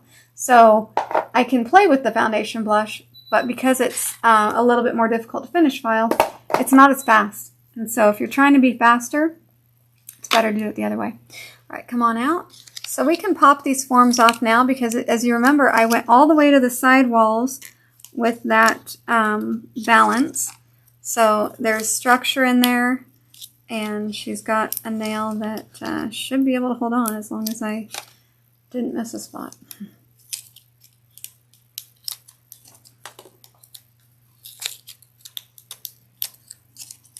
And now I'm just going to do one more layer of Trinity, just from the cuticle to the free edge. And that way these are easier to file. So, kind of the same thing that I did on the other one. We're pushing it around the cuticle just like we would a fill. And I'm pulling it over the whole nail. Probably using a little bit more here than I was when it was just a fill, because it's falling into all the spots. And okay, so I'm going to flash that. Give it 1, 2, 3. Okay, and then next nail. Again, we're just going around here because I didn't go around the cuticle with the balance. If you saw, I was really only pushing that to my arch, to the highest point of the nail. That was where my balance was going. So Trinity now is going on the whole rest of the nail, smoothing all of that out so that it's just easier to file and so that I get a finished, completed nail. Okay. 1, 2, 3. Okay. Does anyone have any questions about this process? Does it help to see both styles on the same fingers? Because realistically, you can do both kinds of sets, but if you're doing them on 2 different kinds of hands, you don't know which is better for which kind of hand. It's the same hands, just different style of doing nails. I'm just going up and down a little bit just to make sure that I'm dropping it where I want. There's a little bit of a low spot, so I'm just going to drizzle. This is all going to file super easy, so it doesn't have to be perfect. You can spend all day long trying to get it perfect, and what happens? Your product runs in the cuticle, which causes lifting, which is a pain in the butt to file out. It's not worth it. It's way easier just to get it on and get it in the light. Don't spend all day on it, or it'll end up costing you way more time in the end.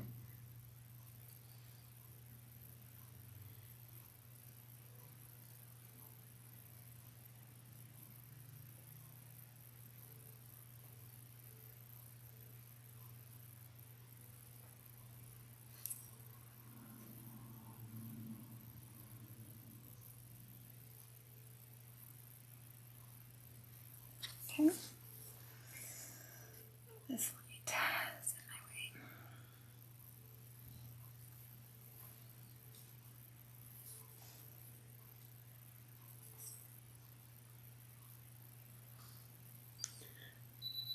Yes, it's helpful. I would like an update on the tips when they grow out or it's time for the fill. I will be treating the tips just like any other set. So yeah, I'll give you an update to let you know if there's anything that's wrong with them. But realistically, they should grow out the same as long as they stay attached and everything's good. It should be the exact same fill process for both hands. But when we go to remove the color, we'll be able to see if some didn't adhere as well. Someone wanted pictures every week or so to see how it turns out, I guess. Yeah. Well, they're holding up. Yeah. I mean, weekly is a lot. Yeah. We don't do nails weekly here. Well, just like a weeks. picture update. Yeah. I'm going to just do a full cure on that. So we're going to be using this Mystery Twilight cat eye. So that is so pretty. So this is one of the colors we're going to be using. We're going to use Sophisto. We're doing a gingerbread theme. We're doing a gingerbread theme with some plaid. So this is Sophisto. This one's really popular. I do this color a lot. No, I want it like that. Oh, okay. Didn't I 3D print you something for that? Possibly. I don't know. Yeah. Another one that's standing right there. Right. Yeah. I use it for when I'm combining like bottles of top coat. When my top coat gets low and you combine your bottles top coat, which everyone should do. She gave me a little 3D printed thing. It's super dusty because I live in the land of dust. But that's okay. Alright, so now we're going to file the sculptured ones, make sure the lengths match on both sides, and then we'll go straight into doing our color and art.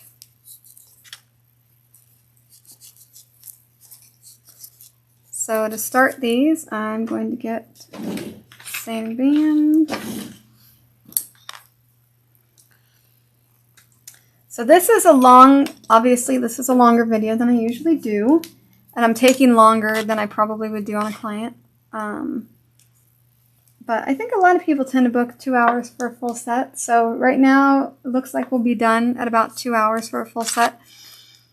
With a lot of nail art. If I sculpt, I'm usually an hour and a half, hour and 45 minutes. So I think the tips take me a little bit longer than sculpturing does, but I'm also not as well versed in doing the tips, so.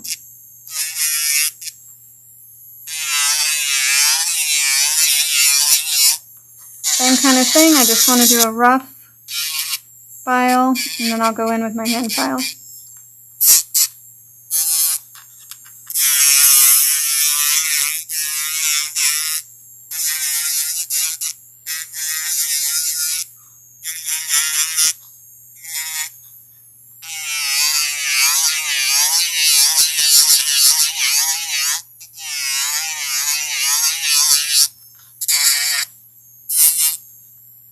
Anyone say anything in Facebook? Facebook's quiet, huh? Yeah, Facebook's quite quiet.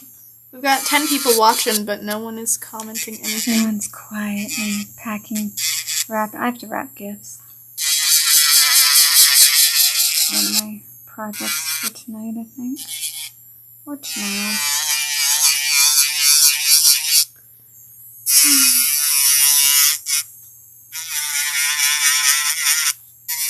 Now they're just waiting for nail art, right? Is that what's happening in here?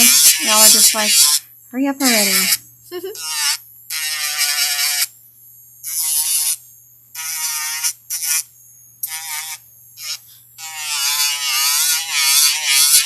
So this is called debulking. So you're removing the bulk of your product that shouldn't be there. And it's kind of an initial smoothing so that I don't have as much to do with my hand file when I get to my hand file.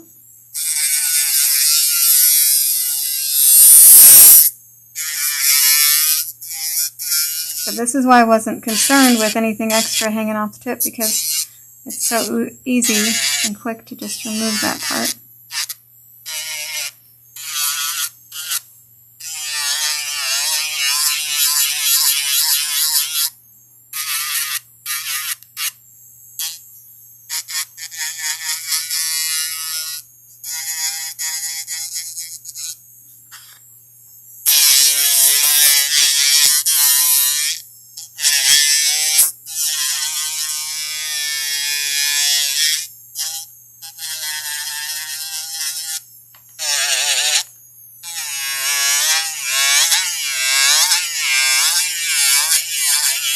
Rhonda on Facebook said, "Oh, you just reminded me I forgot to order my top coat." Top coat's so important. I love this part of drilling and filing. It relaxes me. Oh, good. This is the nail ASMR we were talking about.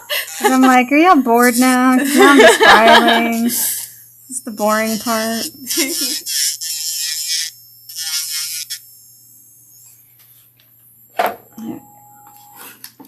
That's my debulking. That's my main e-file methods I've done.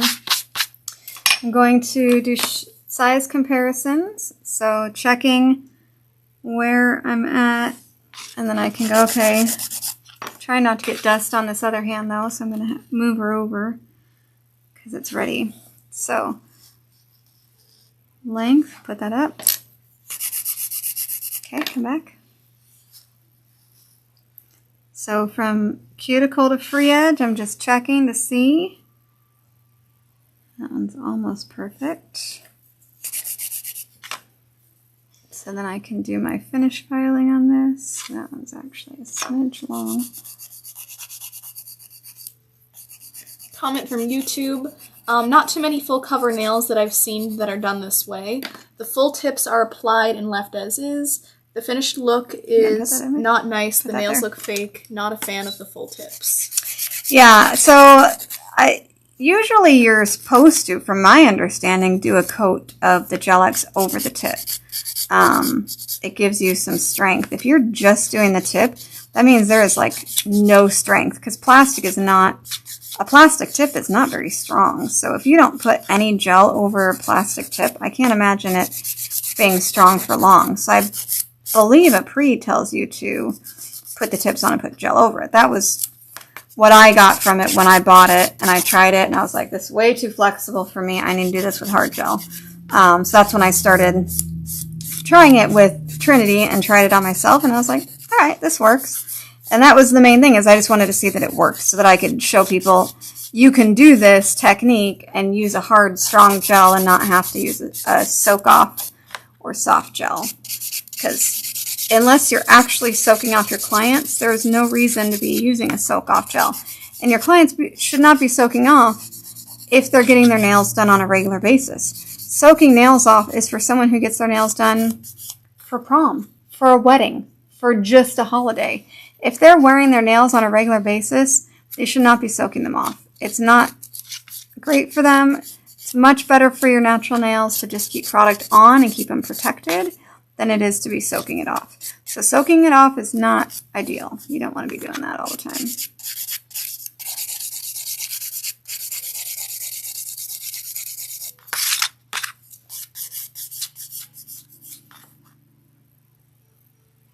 Pretty. It's a good seeker. I like when there's a good seeker. You say that to a client, they're like, I don't know what that means. I know some nail terms, not all. It's okay. Raise your hand out there if you know what I mean.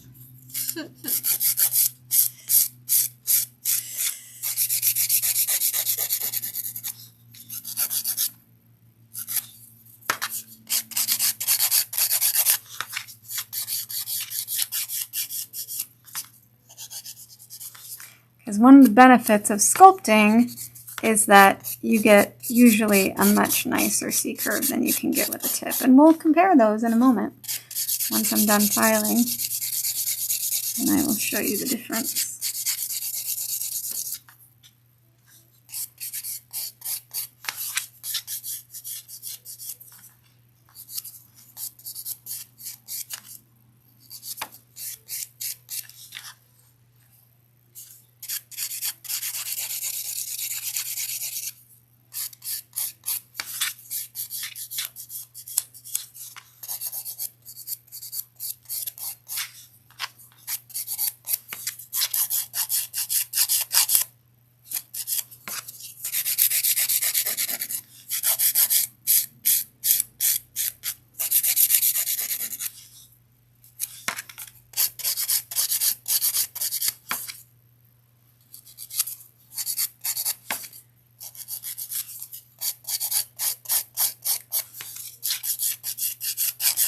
So quiet. I know. Is anyone watching? We've got 10 people on Facebook and 16 on YouTube. You didn't fall asleep with my filing? Got that one person wrapping Christmas gifts, so. We're off to go to Christmas markets. Has anyone out there been to Christmas markets in Germany or Austria? What?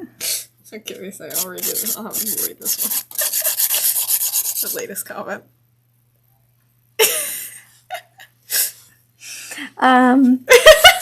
House is coming along fine, Linda. My daughter would never curse in front of me. Or she'll get smacked upside the head. It's, it's coming. I will be moving into a temporary studio. We bought an old fifth wheel, very old fifth wheel from the 90s. So that I have somewhere to work, because we have to move out of here end of January, and I need somewhere to work, and the salon shop is not ready. So I had to come up with a plan B. Plan B was a trailer, And it's a good plan B because it actually has a bedroom in the back, which is great because the nephew will have somewhere to sleep instead of on the floor of our trailer. So it ended up being a good idea. So yeah, I'm sure I'll go live maybe in there and show y'all my little mini setup. Still figuring out the paint and stuff for it. I thought you were going to repaint a wall or something. I am going to repaint inside. I think I'm going to do a suede texture paint because at some point in time someone painted over the paneling and it just looks like bad primer. And so in order to hide that bad primer look, I think it needs like a textured paint. So suede paint will, I think, work all right. So comment from YouTube. I'm needing to rebuild my gels because I've had a lot of cheap like Hema, TPO, etc. Gels, and I couldn't jump on the Black Friday sales, so I might be hoping to see some good holiday sales. Well, the Black Friday sale is the last holiday sale we have, so we don't have another sale. I would say don't worry about the TPO thing if you don't live in the UK. It's a whole bunch of garbage of a problem that's not really a problem that someone decided to make a problem. Because unless you're male, unless you are ingesting gel, and unless you are a rat, it doesn't matter. So it's kind of one of those things that someone made something out of nothing. So that's not a problem unless you live in the in Europe, and then you have to make it a problem because they made it a problem. But Akzentz, because of that, they are reformulating all their stuff to remove TPO, which is unfortunate because it's actually a really good product for the gels. But, they like to screw our businesses up one way or the other sometimes. Same person also says, ooh, I also want to get stamping stuff. Yeah, stamping stuff is fun. Yeah. We're going to be doing some stamping here in a little bit. We are going to do some stamping. So if you have stamping woes, we'll talk stamping shortly. There's so many stamping plates. It's kind of fun because if you're looking for literally like any design or random thing, I bet you're gonna find it. They've come out with so many different plates and everything for whatever you want. And I prefer the stamping over pasties. Pasties are cute because you can get a lot more fun details and fun stickers and stuff, but I prefer the feel of the... And they're perfect. Yeah. But she tends to find a pasty corner and play with it when she can. Yeah, so as much as they're cute. If I bury it under a hard gel layer, she can't get to it. But then it makes it a little bit thicker than what I like, and I try to keep them thin, and she already has such tiny nails. So we just do stamping. But it's been a while. You're also older now, and maybe you wouldn't have messed with them as much. It's been a couple of years. I'm still very much a picker, so... She admits it. Admitting it is the first line of defense. I mean, I was doing good. I was trying to grow out my nails for this, and then I still, finals week. And, So, shaping is super important. So, right before I do this thumb, I want to show you what this looks like. So, if you turn, let's see, how can we do this so that they can see it? I need them to see. So, you need to help me here. Help me. What way do you want me to turn my hand? I need them to see down the barrel. Okay, so do you see how thick that is down the barrel? That's pretty thick nail. So in order to shape that properly, you need to hold the nail, look down the barrel, and glide from one side to the other at an angle from the arch down. That removes all the bulk and can thin that out. Very easy, very quick, very simple. If you're not looking down the barrel, you can't see how thin you've filed it and if it's enough. So now, when I look down the barrel, let's see, can you see the difference? Much thinner. See that? Okay, I tried. Hopefully you can see it. All right, both hands have nails now. We are ready for le color. All of the Justies. Yeah, I make a mess. It's part of the process. All right, so we now have both sets. Looking at them, I can be like, all right, well, my shaping is a little bit pointier on one hand than the other. But that's because we have a different C curve. So if you look down the barrel on all of these, you can see that there is a really nice C curve on this. I'm hoping that it's giving you guys a good view. Whereas when you look at a tip, you can't let them touch your sweater, you'll get fuzzies. Do you guys see the difference on these tips? It's much flatter, right? Because you can't bend a form, right? So if you look, comparison here, oh, I'm so sorry it's so dusty. Okay, comparison from one side, this is the exact same finger from one hand to the other. When you have a form, your form is able to create more of a C curve than when you have a tip. Your tip's always going to be flatter than your C curve on your form. So if people wonder, why should I do forms? You can get more of a C curve. C curve equals strength. Your nails are going to be stronger when you have a good C curve in them, and you can wear them thinner. So that is some benefits of sculpting. But she's not going to look around, go like this and stare at her nails and be like, oh. She's also a model, so she gets what she gets. Okay, I'm just going to make sure these are more equal.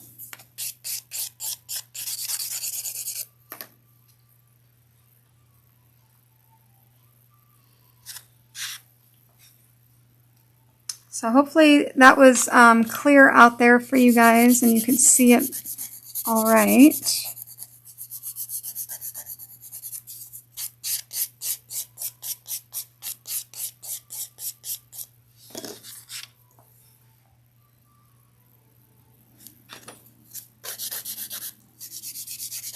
It's impossible to get these cameras to like focus anywhere exactly where you want, so.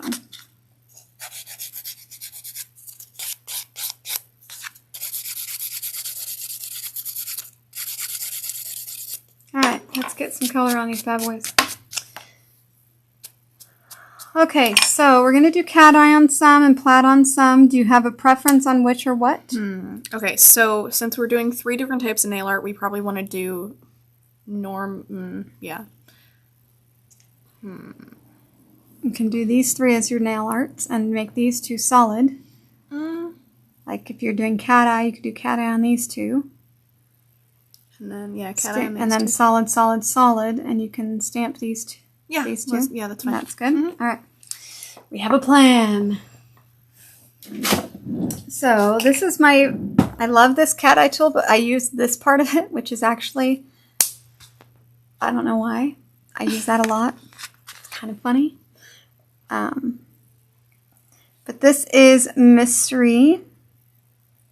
And most of the time with cat eye, I can get away with just one good coat, which is great because otherwise you're cat eyeing every nail twice, which takes a really long time. But if you don't cat eye each nail twice and you just leave it sparkly, you'll see it underneath the second coat. So I try to just get one good even coat when I do a cat eye and then run the cat eye. And this one's going to be in a circle. So I'm going to go from one edge to the other until I get it centered right in the middle so that I create that glow. Okay, see the glow? Go ahead. Go with the glow. Okay. I love that you do these live so we can see it in real time. I learned so much from watching. One of these days I hope I can do, sorry, there's a heart in the way and I can't read it. One of these days I hope I can do something without finish filing. Yes. Finish filing really takes a lot of time, and it's about using the brush I use, and I can't And using Trinity, using that combination, I can do it without finish filing. You use any other gel, I can't help you, because if it's too runny or your brush is too rounded, you end up with a belly. Using that flat brush is key. Okay, so flat brush and Trinity. It's the way I do it without finish filing every time.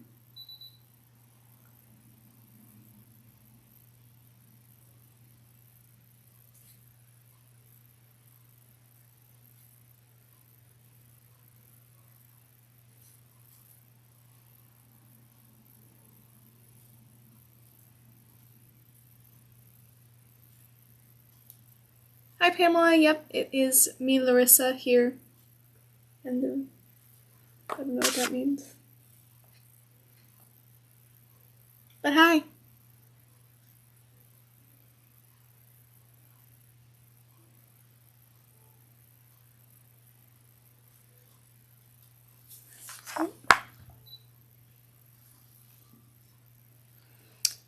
I love cat eyes. I do cat eye. I'm sure a bunch of you do cat eye just constantly. I did it this morning. I did the crystal cat eye, which is like a silvery, and then we did gold foil on top, and it was like serious New Year's nails. So someone's like, I need something New Year's-y. Crystal cat eye with gold foil. It's about as New Year's-y metallic fabulousness as you could possibly have.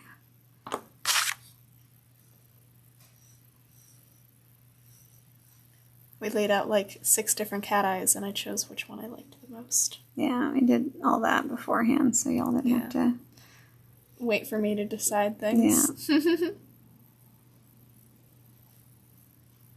Okay. All right, so cat eyes are done. Now we're going to go to Sophisto, which is the solid that we're using. We're going to be doing some plaid on Sophisto and some gingerbread men. So Luxio Sophisto. This is a really nice kind of light tan beigey color. I was going for like a light warmer brown, and this was the best option, we think. It's cute.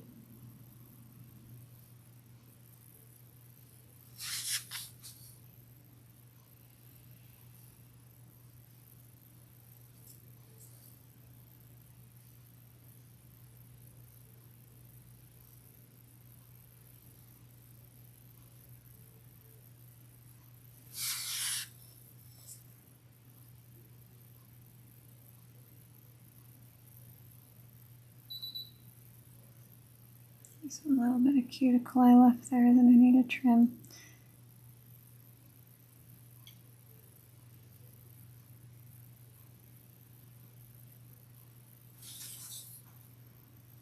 I always double check to make sure nothing shrank and nothing went into the cuticle on the sides. Okay, in you go.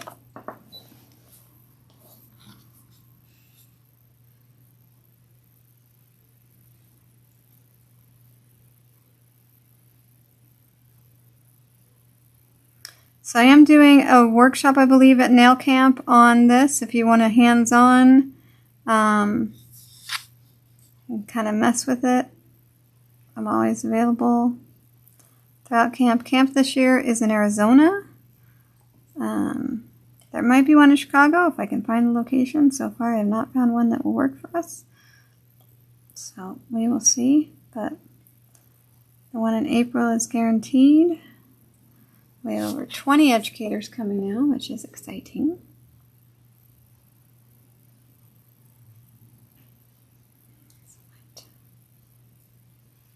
Darn lint.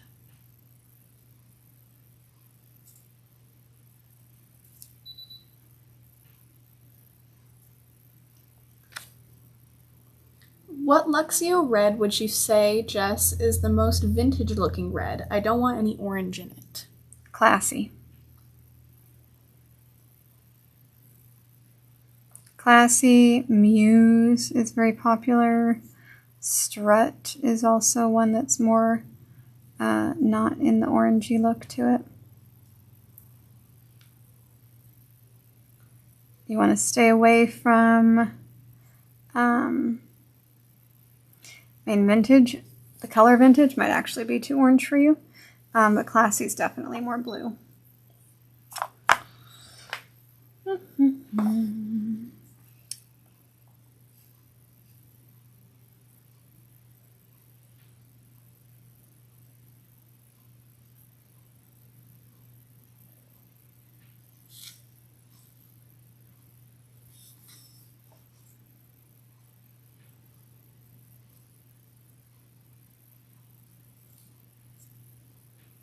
Thank you.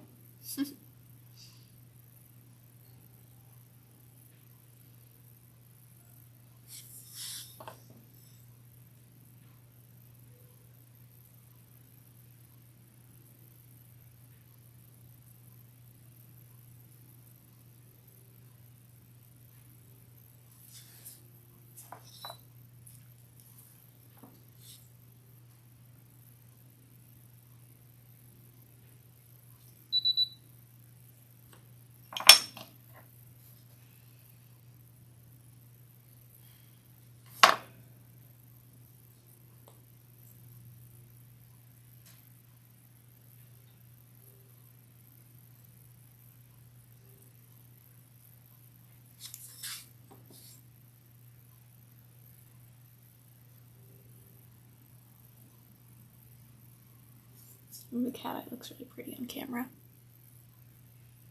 It's cool stuff, huh? When I worked at Starbucks, it was really fun to look at people's nails in the drive-thru and be like, oh, can I see your nails? And cat eyes were so popular.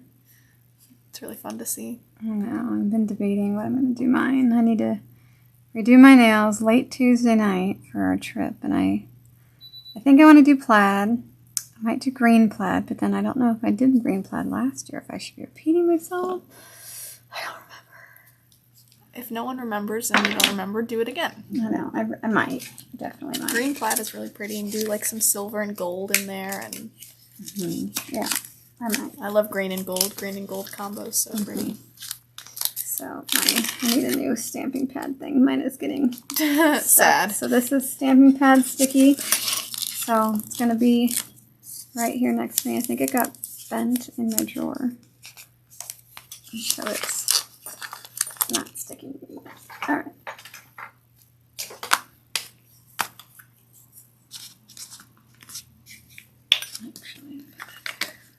So you want to use your sticky to clean your pad.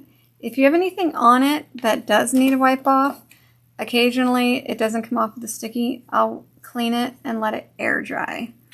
You don't want to do that too often. It'll tear your stamper, but occasionally it's necessary, and we will do it. All right, I'm going to make a flat surface because we're going to stamp, and we need a hard surface to drag our stamper on. So let's plaid, and we're doing...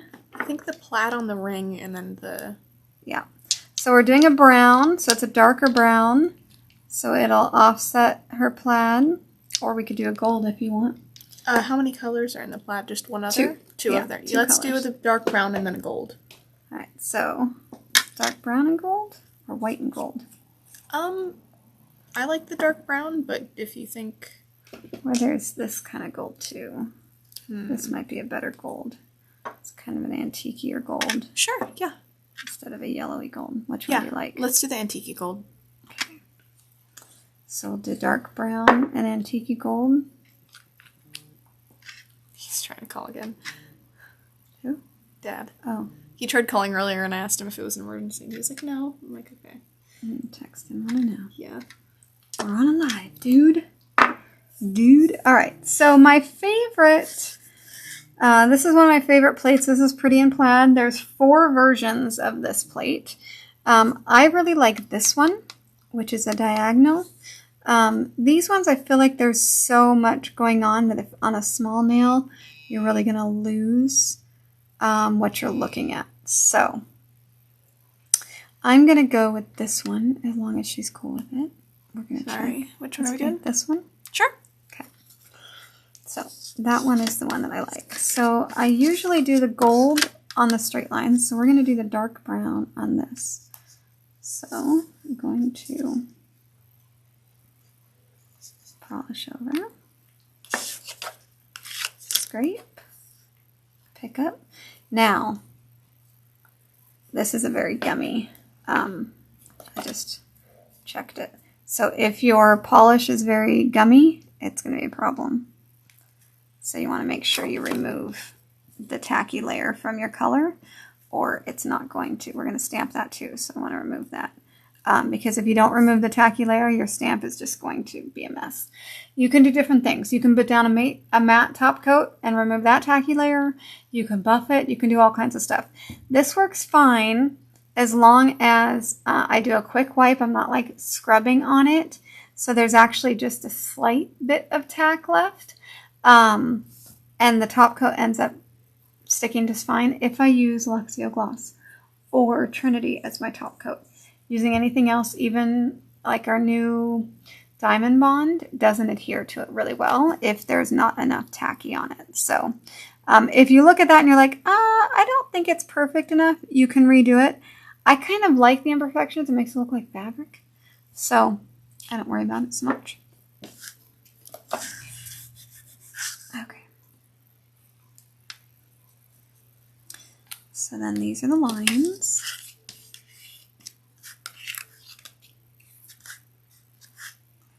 And it's designed so that your lines can line up between your other part. Ta-da! So why people spend so much time hand painting plaid, I'll never know, because that comes out quite perfect in my opinion. I love it. So. Oh yeah, that was a good choice. She just looked down, she's like, ooh. And then we're doing these cute little gingerbread men. And do you want to do this one in like a white, or do you want to do it in the gold? Is the white going to be too offsetting now that we've done the gold? It might. We can do a lighter brown. This is a light brown. Is that going to be too that close? Might be too close. Yeah, it looks a little bit too That's close. That's too close. We need something I can in mix. between. Watch. We'll mix them. So this is how I mix it. If I want two colors and we're like, okay, the white's too white and the light is too light. So what we're going to do is I'm going to polish onto here both colors.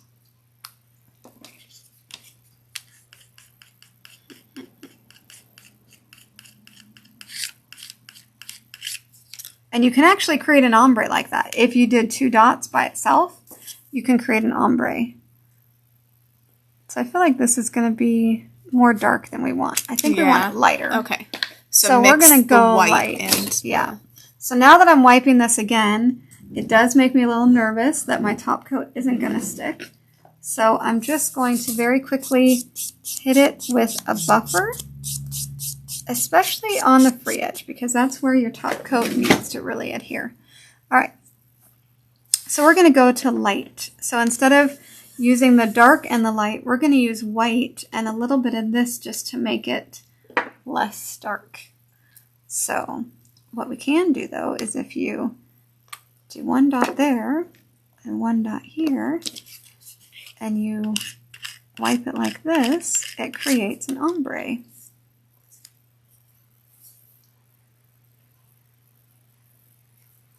Cute. Isn't that cute? So you get the white and then it's like a dark, so you get this kind of very cool ombre look. So if you ever wondered how to ombre stamp, it is that simple, my friends. All right. So what Yep, go ahead. What are we doing on the do we cat eye? want to do this over here and then do the drips on the cat eye? Sure. Is that okay? Sure. Okay. Whatever you like. So we're doing gingerbread men again? Mm-hmm. Okay, same gingerbread men? Yeah, I think it's cute. Okay, just making sure there's a little tacky on there.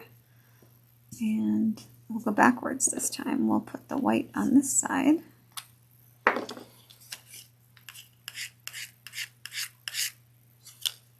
A little... No, it's not good.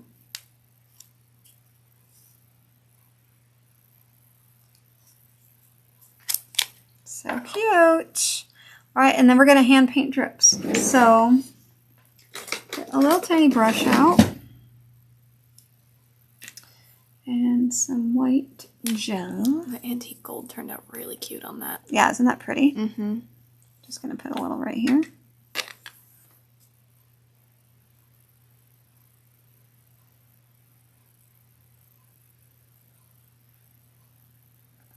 I use Outshine when I stamp, and I love it. Yes, I teach Outshine a lot. So if you want some, and what's great about using Outshine is that it grips your stamper. So if you have let your color dry on your stamper, it does not matter. It will still grab it, which is amazing. So yes, Outshine. Thank you. That is a very good plan. But you need to make sure when you top coat after you've done Outshine that you are doing it quickly because it will shrink. Cute. Cute. You want it on both, right? Yeah. Little icing drips.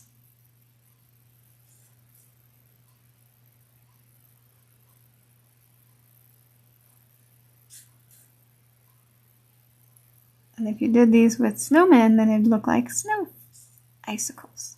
Mm-hmm. Since we have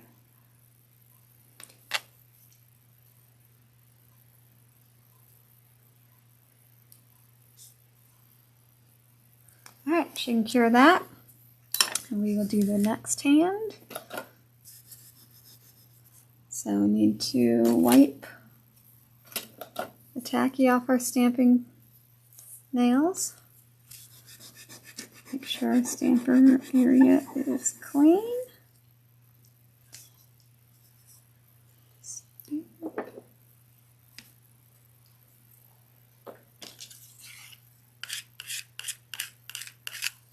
It's a good one. You're like, that's a good ombre. I like it. Yeah, no, the ombre was a really cute idea. I think that's super cute. Yeah, it makes it more specialer.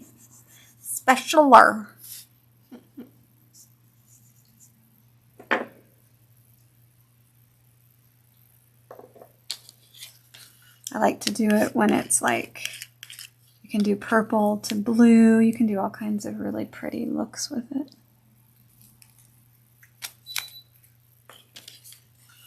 Okay. Now I'll do the plaid again.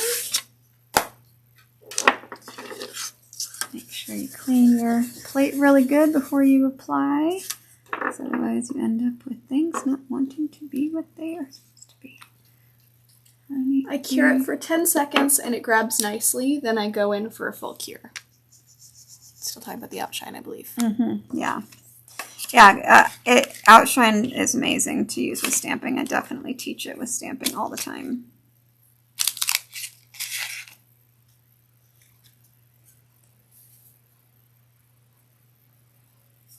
Let's flip it around the other way this time.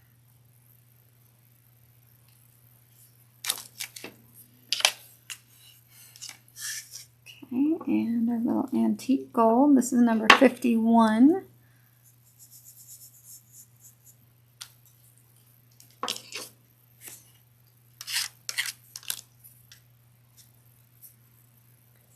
This direction.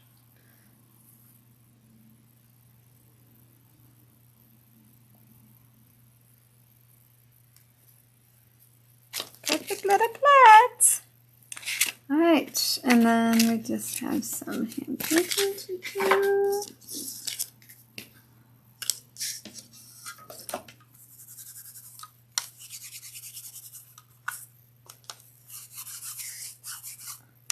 This plaid plate has been used a lot. A lot. All right. A little bit of, this is just Polar, this white gel that I'm using.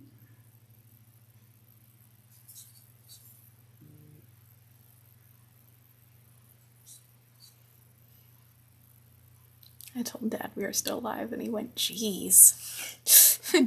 Full set of nails. Super funsies. Oh wait, that's the wrong finger.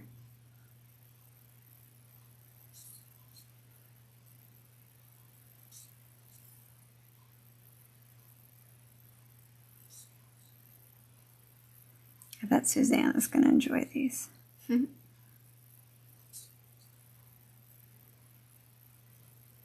Yes, Dad, what are you looking forward to about Christmas vacation? Antoine and Suzanne. Mm-hmm. That's so cute. So much fun. I don't think I've gotten to see them since we went to Coup de Or, fou. yeah, Pou de Fou. That was 2 years ago, so it's been a while. So fun. I'm glad they're driving down from Paris. Paris. We live in Paris. Make sure I don't put my hand in that. Clean off my little tiny brush. This little tiny brush I love.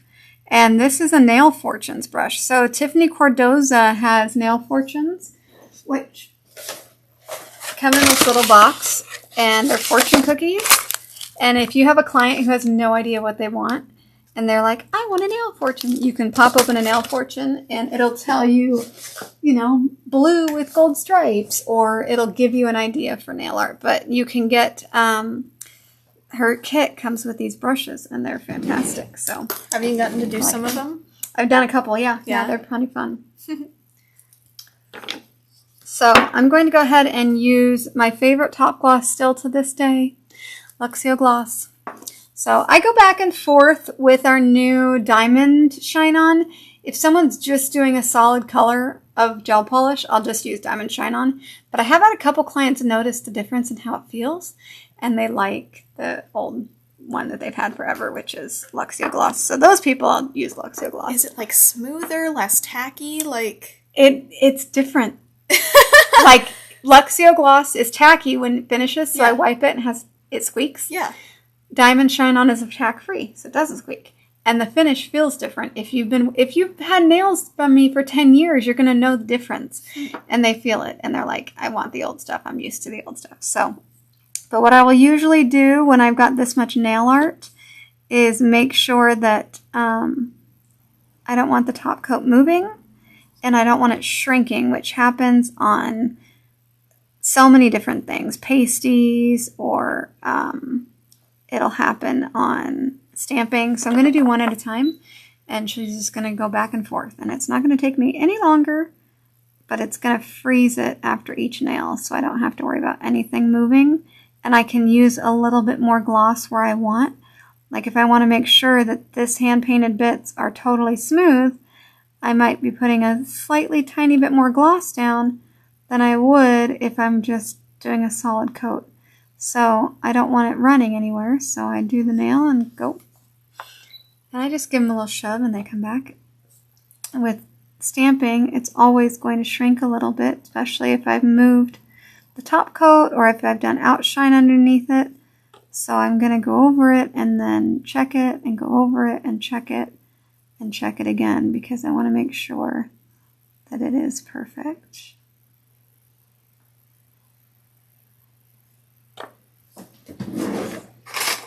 Haven't needed an orange lipstick this whole appointment. And now there's a little dot that I touched up there.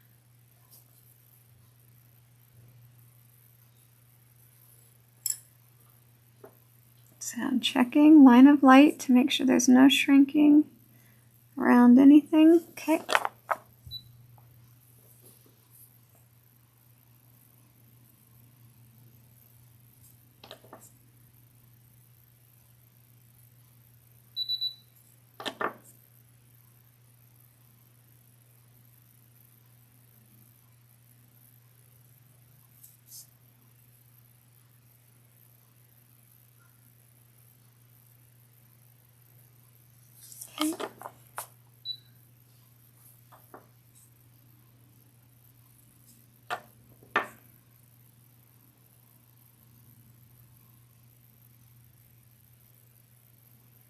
Get 20 people on YouTube and it's all so silent. Hey everyone. I know it's so quiet. I'm so sorry. What do we want to talk I about? run out of things to say. I know. This is just... I'm just I'm checking to make sure that my top coat doesn't shrink. When it pulls away, you have to make sure you get it back over there. Double check before you get it in the light. Mm-hmm. And you just want to make sure everything is totally covered and perfect. So she'll be able to go, a month between. Probably look at them each week to see how they're faring, see how the tips are holding up. you know, when you have a sculptured nail, it's also completely non-porous, whereas our tip nail, those tips are porous. So if you have people that are in solvents, do a lot of cleaning, things like that, your tips aren't going to hold up as well over time as a non-porous hard gel. So the sculpture nail set is going to be a little bit longer lasting because of that. But at the end of the day, it would take a lot of solvents to really damage these tips anyway, because her nails are not insanely long. Watching you is mesmerizing. Oh, thanks. Is it my fluffy hair? Just kidding. I had to get a new flat iron, and so the new flat iron has hot plates on the outside and the inside, and so it makes it really easy to just twist and curl. So I've gone back to doing curly hair because it lasts for like 3 days, and I can be super lazy with my hair for like 3 whole days. I know, I need to either curl my hair tonight or do it tomorrow morning because I have party tomorrow, and then also I have a concert the next day, so I need to have my hair styled for that too. Oh.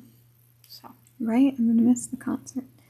We're doing one song. It's not that big of a deal. I know, but I want to be a supportive mom and show up, but I have clients. We're doing hot chocolate from the Polar Express with our school's jazz band. So it'll be fun. Alright, so once I've top coated, I just reset my lights so they all get a full solid cure, and then I don't have to wonder, did they go in long enough? I don't know. Blah, blah, blah. I don't have to worry about it. Ugh.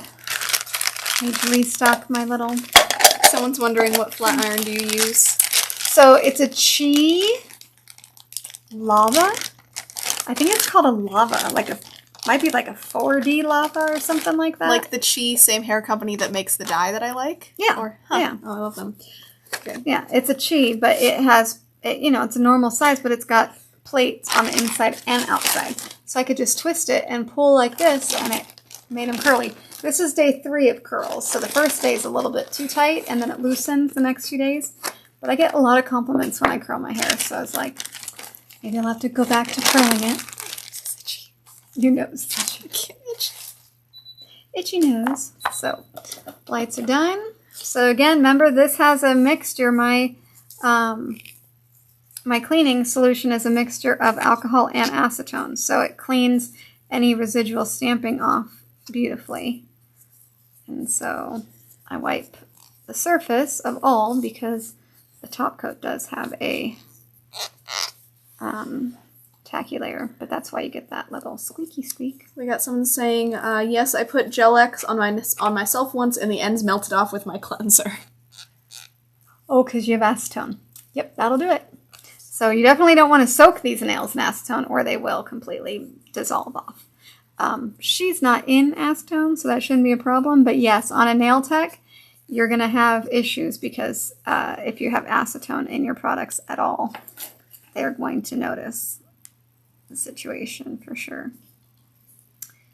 Alrighty, and then I just always like to go through each nail just to make sure none of my top coat went where it wasn't supposed to. Everything's totally smooth. This is always every appointment I finish like this.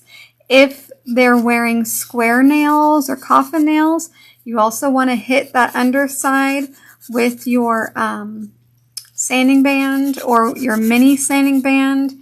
You don't have to do that when they're almond, obviously, but you do need to do that when they're square or coffin shape. So that's really important. And then we oil. The yummy smelling. Yeah, this one is pomegranate. Something pomegranate, and everyone's been loving it. Don't read the bottle. I've just been refilling. Oh, I'm like, this I get the refill and then refill the bottle and confuse everybody. Because I'm a nail tech, we buy the refills. So I hope this little video went well. I hope some people learned some things. I know it was a long video. but you guys can see the difference between the Sculpt and the Gel X. It's not super apparent just glancing at them. If you look from, do this for me. If you look from the free edge, you can see a difference in the C-curve a little bit. But other than that, looking at them from the top, it's all about your own shaping. So you shouldn't see a big, huge difference on the shaping looking at them from the top. So I hope you all had some fun with us. And AJ just popped in. Hey, AJ. We will catch y'all later. Happy holidays. And we'll see you next time.